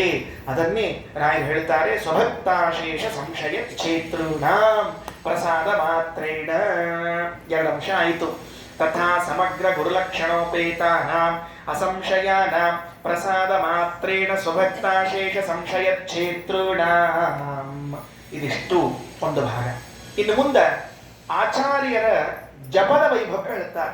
ಶ್ರೀಮದಾಚಾರ್ಯರು ಮಂತ್ರ ಜಪಗಳನ್ನು ಹೇಗೆ ಮಾಡುತ್ತಿದ್ರು ಅನ್ನುವಂತಹ ಒಂದು ವೈಭವವನ್ನು ಹೇಳಿ ಶುರು ಮಾಡ್ತಾರೆ. ಮೊದಲು ಮಂತ್ರಗಳ ಉದ್ಧಾರ, ಆಮೇಲೆ ಮಂತ್ರಗಳ ಜಪ. ಕೃಷ್ಣ ಗೀತೆಯಲ್ಲಿ ಒಂದು ಮಾತು ಹೇಳ್ತಾನೆ, ಯಜ್ಞಾನಾಂ ಜಪ ಯಜ್ಞೋಸ್ಮಿ. ಯಜ್ಞಗಳಲ್ಲಿ ಯಾವ ಯಜ್ಞ ನಾನಾಗಿದ್ದೇನೆ ಅಂದ್ರೆ ಜಪಯಜ್ಞ ನಾನಾಗಿದ್ದೇನೆ ಅಂತ ಹೇಳಿದ್ದಾನೆ. ಜಪ ಮಾಡ್ತಿರ್ಬೇಕು, ಜಪ ಮಾಡ್ತಾ ಇರ್ಬೇಕು. ನಾವೆಷ್ಟು ಜಪ ಮಾಡ್ತೀವಿ? ಇಲ್ಲಿ ಕೂತವ್ರು ಅತ್ಯಂತ ಪ್ರಾಮಾಣಿಕವಾಗಿ ಹೇಳ್ಕೊಂಡ್ರೆ ನನ್ನಿಂದ ಹಿಡ್ಕೊಂಡು ಹೇಳ್ತೀರ, ಮತ್ತೆ ನನ್ ಬಿಟ್ಟು ಅಂತ ತಿಳ್ಕೊಬೇಡ್ರಿ, ಮತ್ತೆ ನಿಮ್ಮನ್ ಬಿಟ್ಟು ನಾನು ಹೊರಗೆ ಹಾಕ್ಲಿಕ್ಕೆ ಹೋಗ್ಬೇಡ್ರಿ. ಈ ವಿಷಯದೊಳಗೆ ನಾನು ನಿಮ್ ಜೊತೆಗಾರನ ಎಷ್ಟು ಜಪ ಮಾಡ್ತಿರ್ತೀವಿ ನಾವೆಲ್ಲರ. ನೀವು ಹೆಣ್ಮಕ್ಳು ಕೂತೀರಿ, ಇಲ್ಲಿ ಗಂಡಸರು ಕೂತೀರಿ. ಸುಮ್ಮನೆ ಹೆಣ್ಮಕ್ಳಿಂದ ಮೊದ್ಲಿಗೆ ಕೇಳ್ತೀನಿ, ಅವ್ರಿಗೆ ಟೈಮ್ ಇರೋದಿಲ್ಲ, ಖರೆ ಜಪಕ್ಕೆ ಮಾಡೋ ಟೈಮ್ ಇರೋದಿಲ್ಲ, ಆದ್ರೂ ಕೇಳಿರ್ತೀನಿ. ಅಂದ್ರೆ ಮನೆ ಕೆಲಸ ಬಹಳ ಇರ್ತಾವ ಅನ್ನೋ ಅಭಿಪ್ರಾಯದಾಗ ಹೇಳಿದ್ದ ಹೊರತಾಗಿ ಅವ್ರು ಮಾಡಬಾರ್ದು ಅಂತ ಏನಿಲ್ಲ. ಕೃಷ್ಣ ಮಂತ್ರ ರಾಮ ಮಂತ್ರ ಜಪಕ್ಕದರಿ ಎಷ್ಟು ಮಾಡ್ತೀವಿ ನಾವೆಲ್ಲರ. ಅಕಸ್ಮಾತ್ ಗುರುಮಂತ್ರ ಮಾಡಿಕೊಂಡ್ರೆ ತಪ್ಪಿ ಕೃಷ್ಣ ಮಂತ್ರ ಜಪ ಮಾಡಿದ್ರೆ ಬೆಳಗ್ಗೆ ಎದ್ದು ವಾಟಿಗ ಸೌಟು ಸಿಕ್ಕು ಕೆಲವು ಏನಾಗ್ತಿರ್ತಾವ್ರಿ, ಸಿಗುವುದೇ ಇಲ್ರಿ.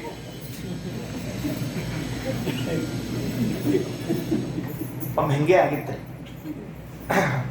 ಬೇಡ ಇವರು ಜಪಕ್ಕೆ ಇಟ್ಕೊಂಡ್ರು, ತೀರ್ಸೌಟು ಥಾಲಿ ಬುಟ್ಟಿ ಇಷ್ಟು ಇಟ್ಕೊಂಡು ಪಾಪ ಜಪ ಮಾಡ್ಬೇಕಾಗಿತ್ತು. ಬಾಜು ಕೂತವ್ರು ಯಾರೋ ಒಬ್ರು ಮೊತ್ತ ಇದ್ರು, ನಮಗೆ ತೀರ್ಸೌಟ್ ಇಲ್ಲ ಕೊಡ್ರಿ ಇಷ್ಟು ಕೇಳಿದ್ರು. ಇವ್ರದ್ದು ಮುಗಿದ ಕೋಣೆ ಅವ್ರಿಗೆ ಕೊಟ್ಟಿದ್ರಿ. ಮುಂದೆ ಅವರಿಗೆ ಗದ್ದಲ್ದಾಗ ಹಾಕಿ ಮರ್ತು ಹೋಗ್ಬಿಟ್ಟದ, ಇವ್ರಿಗೂ ಮರ್ತು ಹೋಗ್ಬಿಟ್ಟದ. ಇವ್ರಿಗೆ ಹೋಗ್ಬಿಟ್ರೆ ಇವ್ರು ಹೋಗ್ಬಿಟ್ರೆ. ಇವ್ರು ಜಪದ ಸೀಟ್ ಸೌಟು ಬೆಂಗಳೂರಿನಾಗ, ಅವರು ಮುಂಬೈ ಒಳಗ. ಈ ಸೌಟ್ ಇಲ್ಲ, ಜಪ ಇಲ್ಲ, ನಿರ್ಧಾರ ಮಾಡ್ಬಿಟ್ರು ಅವ್ರು.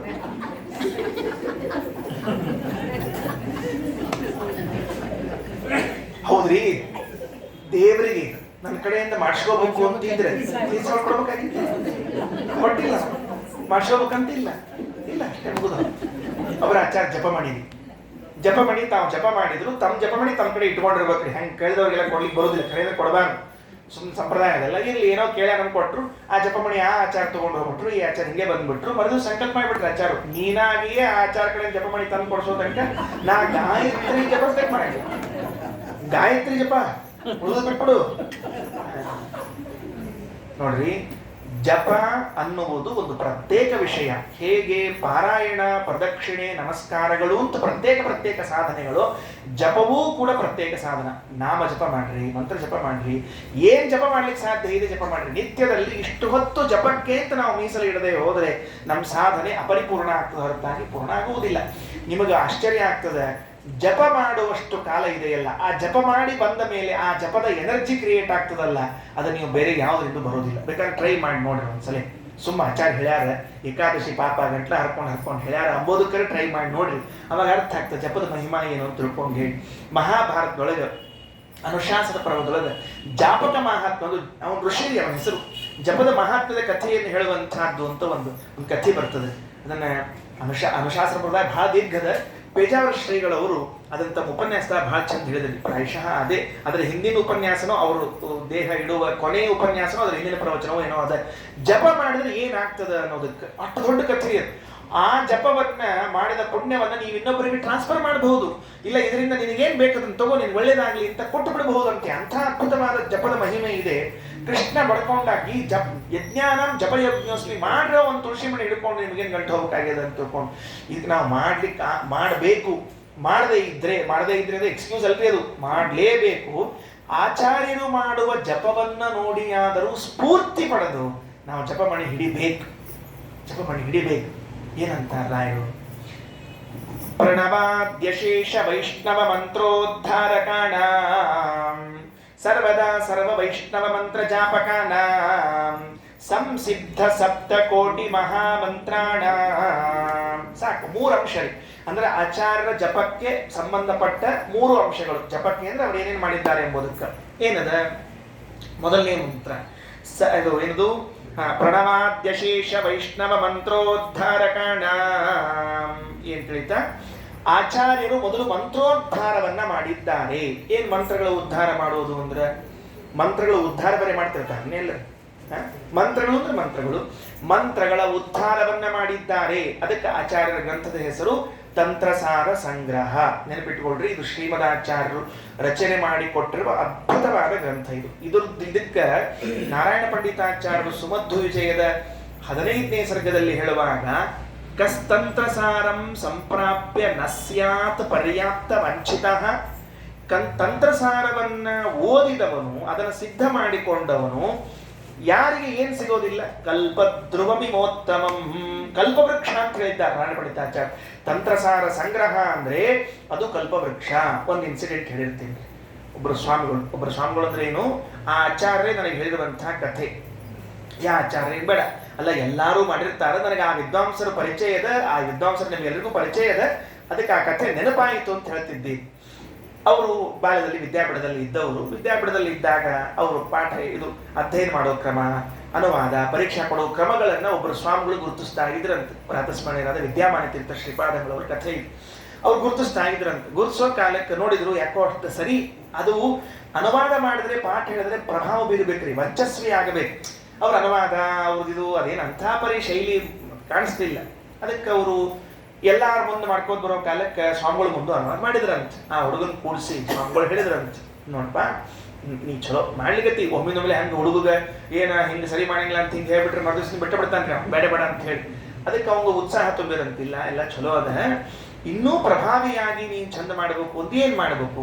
ಇಲ್ಲ ಇನ್ನೊಂದು ತಾಸು ಓದ್ತೀನಿ. ಅಲ್ಲ ಎಲ್ಲ ಓದು ಬೇಡ ಅಂತಿಲ್ಲ, ನಾ ಒಂದು ಮಂತ್ರ ಹೇಳ್ತೀನಿ ಮಾಡ್ತೀಯ ಅಂದ್ರಂತ. ಹೇಳ್ರಿ ಸ್ವಾಮಿಗಳ, ಸಣ್ಣ ಹುಡುಗರು ನೀವು ಹೇಳ್ರಿ ಸ್ವಾಮಿಗಳ.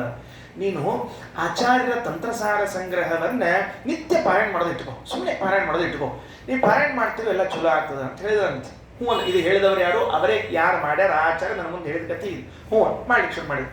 ಒಂದು 6 ತಿಂಗಳವರೆಗೆ ಇದು ಪಾರಾಯಣ ಇದೆಲ್ಲ ನಡೆದಿತ್ತು.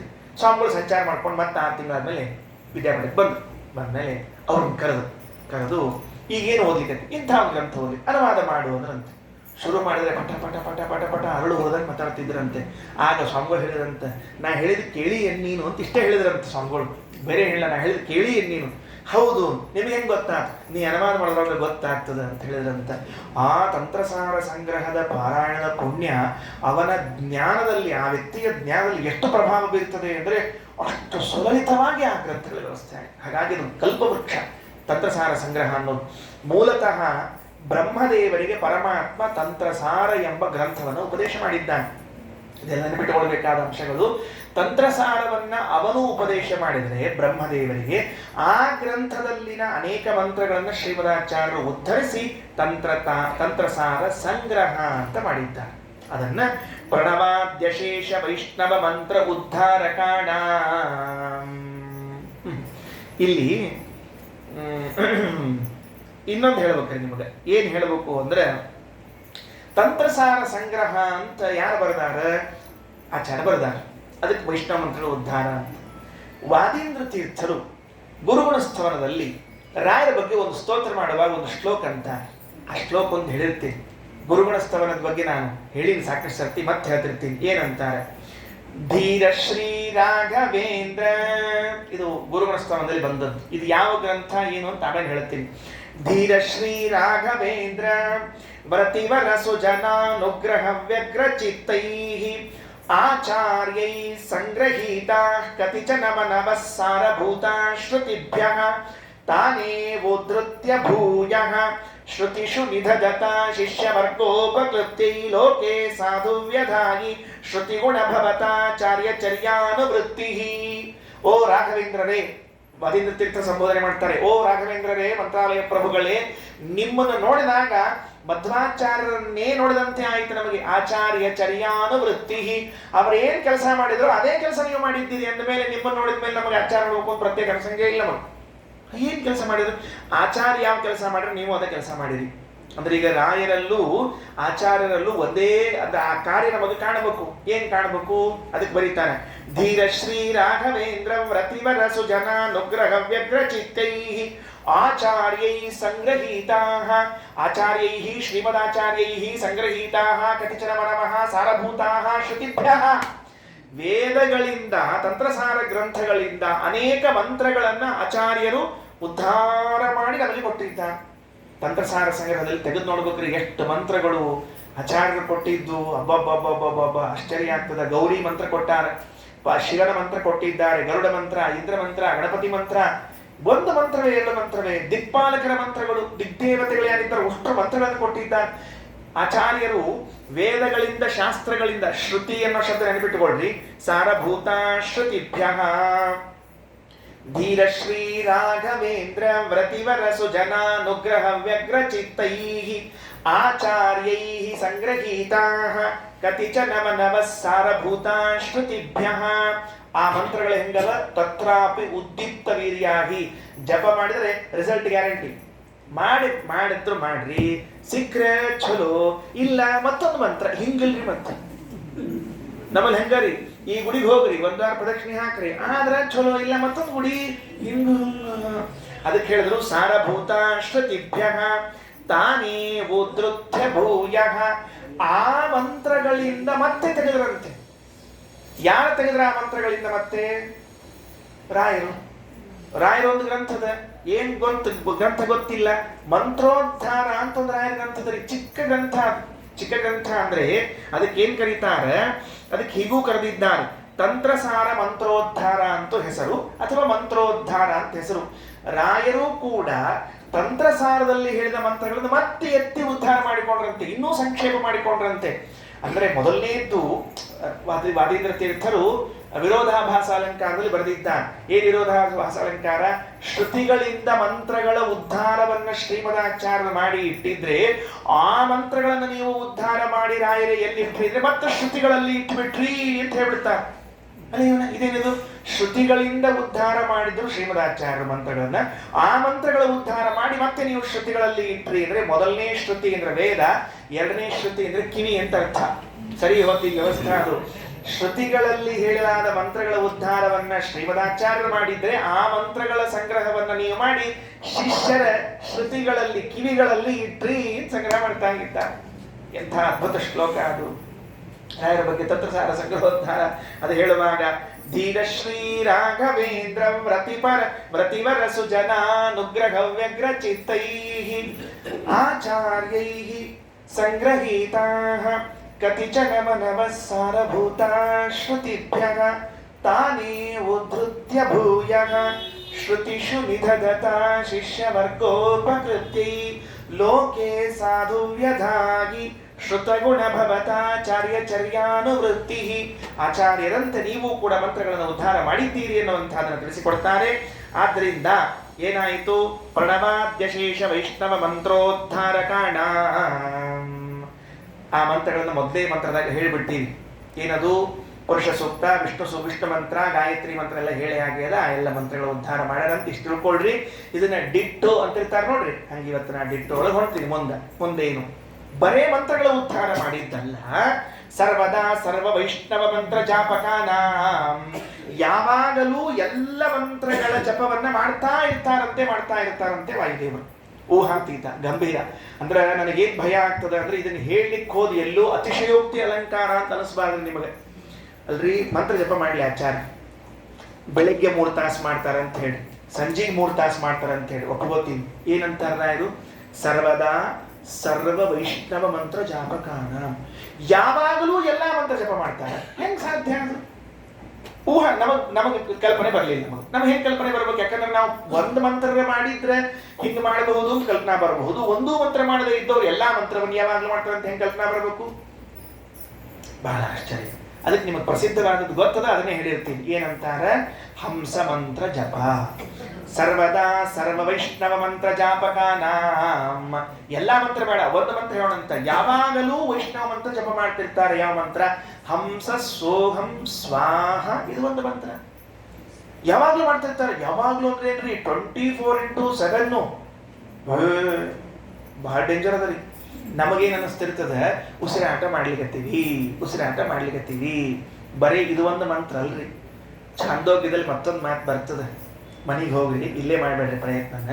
ಮನೆಗೆ ಹೋಗಿ ಎರಡೂ ಕಿವಿಗಳಲ್ಲಿ ಬೆರಳಿಟ್ಟುಕೊಂಡು ಸ್ವಲ್ಪ ಶಾಂತ ರೀತಿಯಿಂದ ಕೂತ್ಕೊಂಡಾಗ ಒಳಗಿನಿಂದ ಒಂದು ಧ್ವನಿ ಕೇಳಿಸ್ಲಿಕ್ಕೆ ಶುರುವಾಗ್ತದೆ.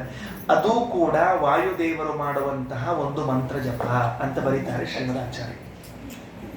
ಉಸಿರಾಟ ಅದ ನಮ್ಮಲ್ಲಿ ಹೇಳಿಗತ್ತಿನ ಅವ್ರು ಪ್ರತ್ಯೇಕ ಮಾಡೋದು ಬೇರೆ ವಿಷಯ ಮತ್ತದ. ನಮ್ಮಲ್ಲಿ ನಿಂತುಕೊಂಡು ಸರ್ವ ವೈಷ್ಣವ ಮಂತ್ರ ಜಾಪಗಳನ್ನು ಮಾಡೋದು ಮೊದಲನೇ ಇದ್ದು ಹಂಸ ಸೋಹಂ ಸ್ವಾಹ. ಅದು ಏನ್ ಶಾಸ್ತ್ರ ವಿಚಿತ್ರ ಕಂಡು ಹಿಡಿತದ್ರಿ. ಹಂಸಃ ಇಷ್ಟೇ ಸಾಕಂತ. ಸೋಹಂ ಸ್ವಾಹ ಮುಂದಿಟ್ಬಿಟ್ರಿ ಅವೆಲ್ಲ ಮುಂದಿನ ವಿಷಯ.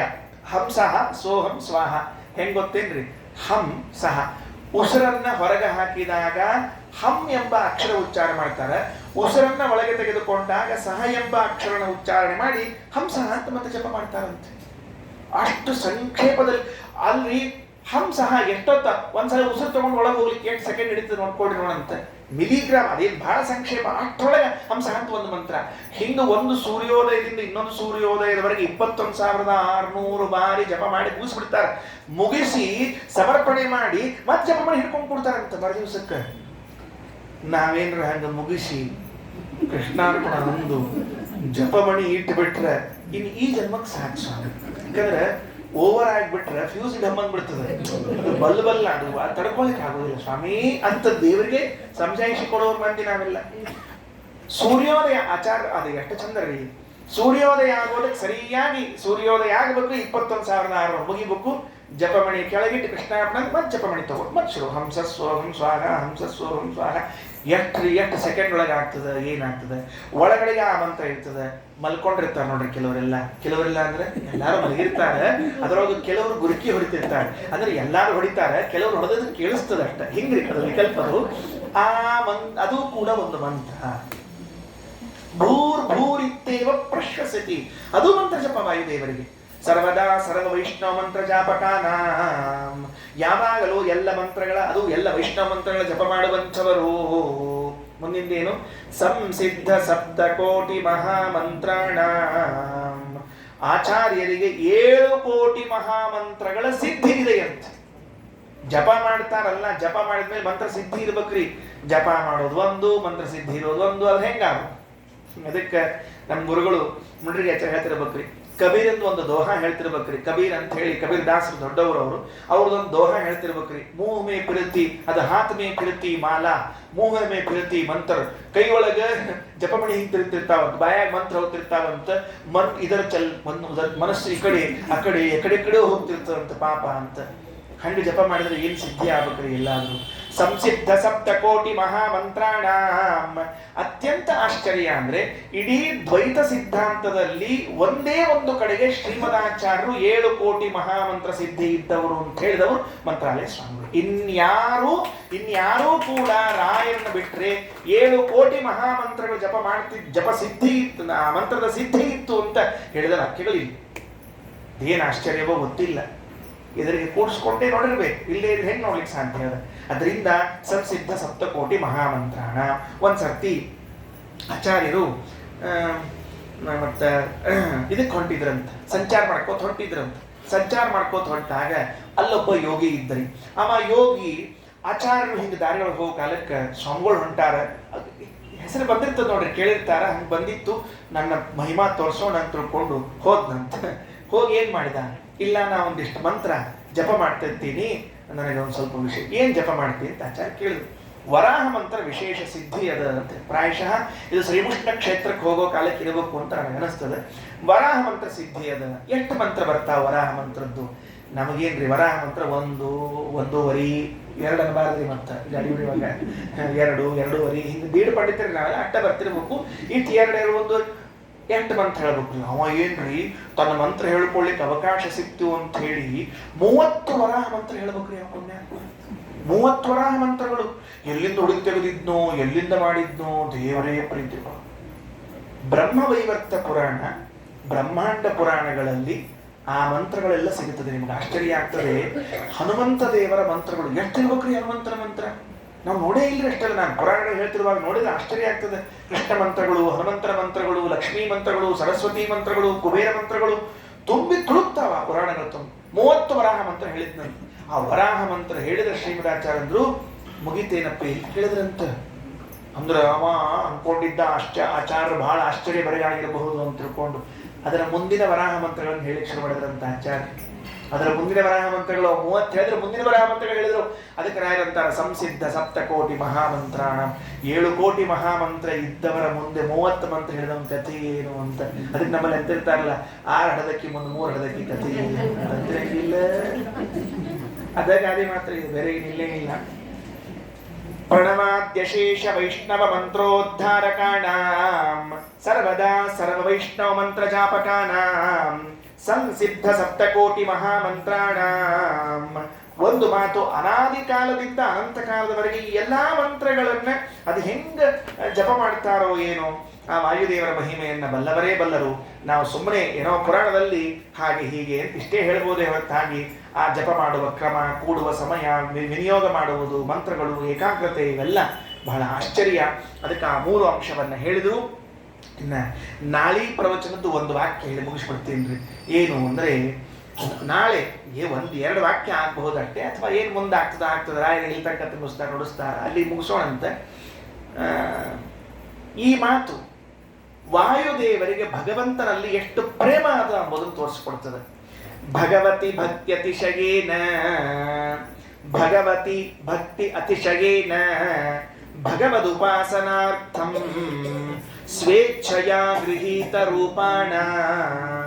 ಇದು ಅರ್ಥ ಆಗಂಗಿಲ್ಲ, ಪ್ರಾಮಾಣಿಕವಾಗಿ ಅರ್ಥ ಆಗಂಗಿಲ್ಲ. ಯಾಕಂದ್ರೆ ಮೊದಲನೇ ಇದ್ದು ವಾಯುದೇವರು ಸ್ವೇಚ್ಛೆಯ ಗೃಹೀತ ರೂಪಾಣ, ತನ್ನ ಇಚ್ಛೆಯಿಂದ ಅನೇಕ ರೂಪಗಳನ್ನ ತೆಗೆದುಕೊಳ್ಳಬಲ್ಲರು.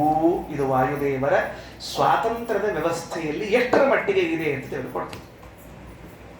ಅಂದ್ರೆ ನಮ್ಮಂಗ ವಾಯುದೇವರ ಅವತಾರ ಮಾಡಿ ಬರ್ಲಿಕ್ಕೆ ಪ್ರಾರಬ್ಧ ಕರ್ಮನೋ ಇನ್ನೇನೋ ಪಾಪನೋ ದುರ್ದೈವವೋ ಕಾರಣ ಅಲ್ಲ. ಏನಾಗ್ಯದ ಇಚ್ಛಾ, ತಮಗೆ ಇಚ್ಛಾ ಬಂತು ಅವತಾರ ಮಾಡಿ. ಸ್ವೇಚ್ಛಯ ಗೃಹೀತ ರೂಪಾಣ. ನೆನಪಿಟ್ಟುಕೊಳ್ರಿ, ರಾಯರು ಆ ಮಂತ್ರ ಶಬ್ದ ಆಡಬೇಕಾಗಿದ್ರ ಅದರ ಹಿಂದ ಪ್ರಮಾಣ ವಾಕ್ಯಗಳು ಎಷ್ಟು ಸುರಿಮಳಿ ಇರಬೇಕು. ಯಾಕಂದ್ರೆ ವಾಯುದೇವರು ಒಂದು ರೂಪವನ್ನು ತೆಗೆದುಕೊಂಡ್ರು ಅಂದ್ರೆ ಅದು ಅವರ ಪ್ರಾರಬ್ಧ ಅಂತಲ್ಲ, ಅಥವಾ ಅವರ ಕರ್ಮ ಅಂತಲ್ಲ, ಅಥವಾ ಅವರ ದುರ್ದೈವ ಅಂತಲ್ಲ, ಒಂದು ಟ್ರಾಜಿಡಿ ಅಂತಲ್ಲ. ಆ ರೂಪವನ್ನು ತೆಗೆದುಕೊಳ್ಳಿಕ್ಕೆ ಅವರು ಇಚ್ಛಾ ಮಾಡಿದ್ರು, ಇಚ್ಛೆಯಿಂದ ರೂಪವನ್ನು ತೆಗೆದುಕೊಂಡ್ಬಿಟ್ಟಿರ್ಬೋದು. ಅದು ಕೆಲಸ ಅಷ್ಟೇ. ಎಂತಿಂಥ ರೂಪಗಳು ನಾಳೆ ಹೇಳ್ತೀನಿ ನಿಮ್ಗೆ. ಎಷ್ಟು ರೂಪಗಳನ್ನು ತೆಗೆದುಕೊಂಡಿರಬಹುದು. ನಾವು ಮತ್ತೆ ತಿರ್ಗಾ ಮುರುಗ ಒಂದು 3 ರೂಪಕ್ಕೆ ಕೂತ್ಬಿಟ್ಟಿವಿ. ಹನುಮ, ಭೀಮ, ಮಧ್ವ. ಭಜನೆ ಒಳಗೂ ಅವರಿಗೆ ಬೇರೆ ಬರುದಿಲ್ಲ. ಹನುಮ, ಭೀಮ, ಮಧ್ವ ಎಂದು ಭಜಿಸಿರೋ ಅಲ್ಲಿ ನಮ್ಮ ಭಜನೆ. ಯಾಕಂದ್ರೆ ನಮ್ಮ ಭಜನೆ ಮುಂದೆ ಇಲ್ಲೇ ಇಲ್ಲ. ಯಾಕೆ ಮರ್ತ್ವಿ? ಆವ ಕಚ್ಚಪ ರೂಪದಿಂದಲೇ ಅಂಡೋದಕಡಿ ಮರ್ತೋಯ್ತು. ಮತ್ತಲ್ಲಿ ಕೂರ್ಮಾವತಾರ ಒಂದು ಕೂರ್ಮಾವತಾರವೇ. ಎಷ್ಟು ಅವತಾರಗಳನ್ನು ಹೇಳಬೇಕು ನಿಮ್ಮದು ವಾಯುದೇವರ ಬಗ್ಗೆ ನಾಳೆ ಹೇಳ್ತೀನಿ. ಸ್ವೇಚ್ಛೆಯ ಗೃಹೀತ ರೂಪಾಣ. ಮತ್ತೆ ಅದು ಬರೇ ರೂಪ ತಗೊಂಡಿಲ್ರಿ. ಭಗವತಿ ಭಕ್ತ್ಯತಿಶಯೇನ ಭಗವದ್ ಉಪಾಸನಾರ್ಥಂ. ಅಷ್ಟು ರೂಪಗಳನ್ನು ತೆಗೆದುಕೊಂಡದ್ದು ಭಗವಂತನ ಪೂಜಾ ಮಾಡಬೇಕು ಅಂತ. ಈ ಪೂಜಾ ಮಾಡಬೇಕು ಅನ್ನೋ ಉತ್ಸಾಹ ಯಾಕೆ ಬಂತು? ಭಕ್ತ್ಯತಿಶಯ.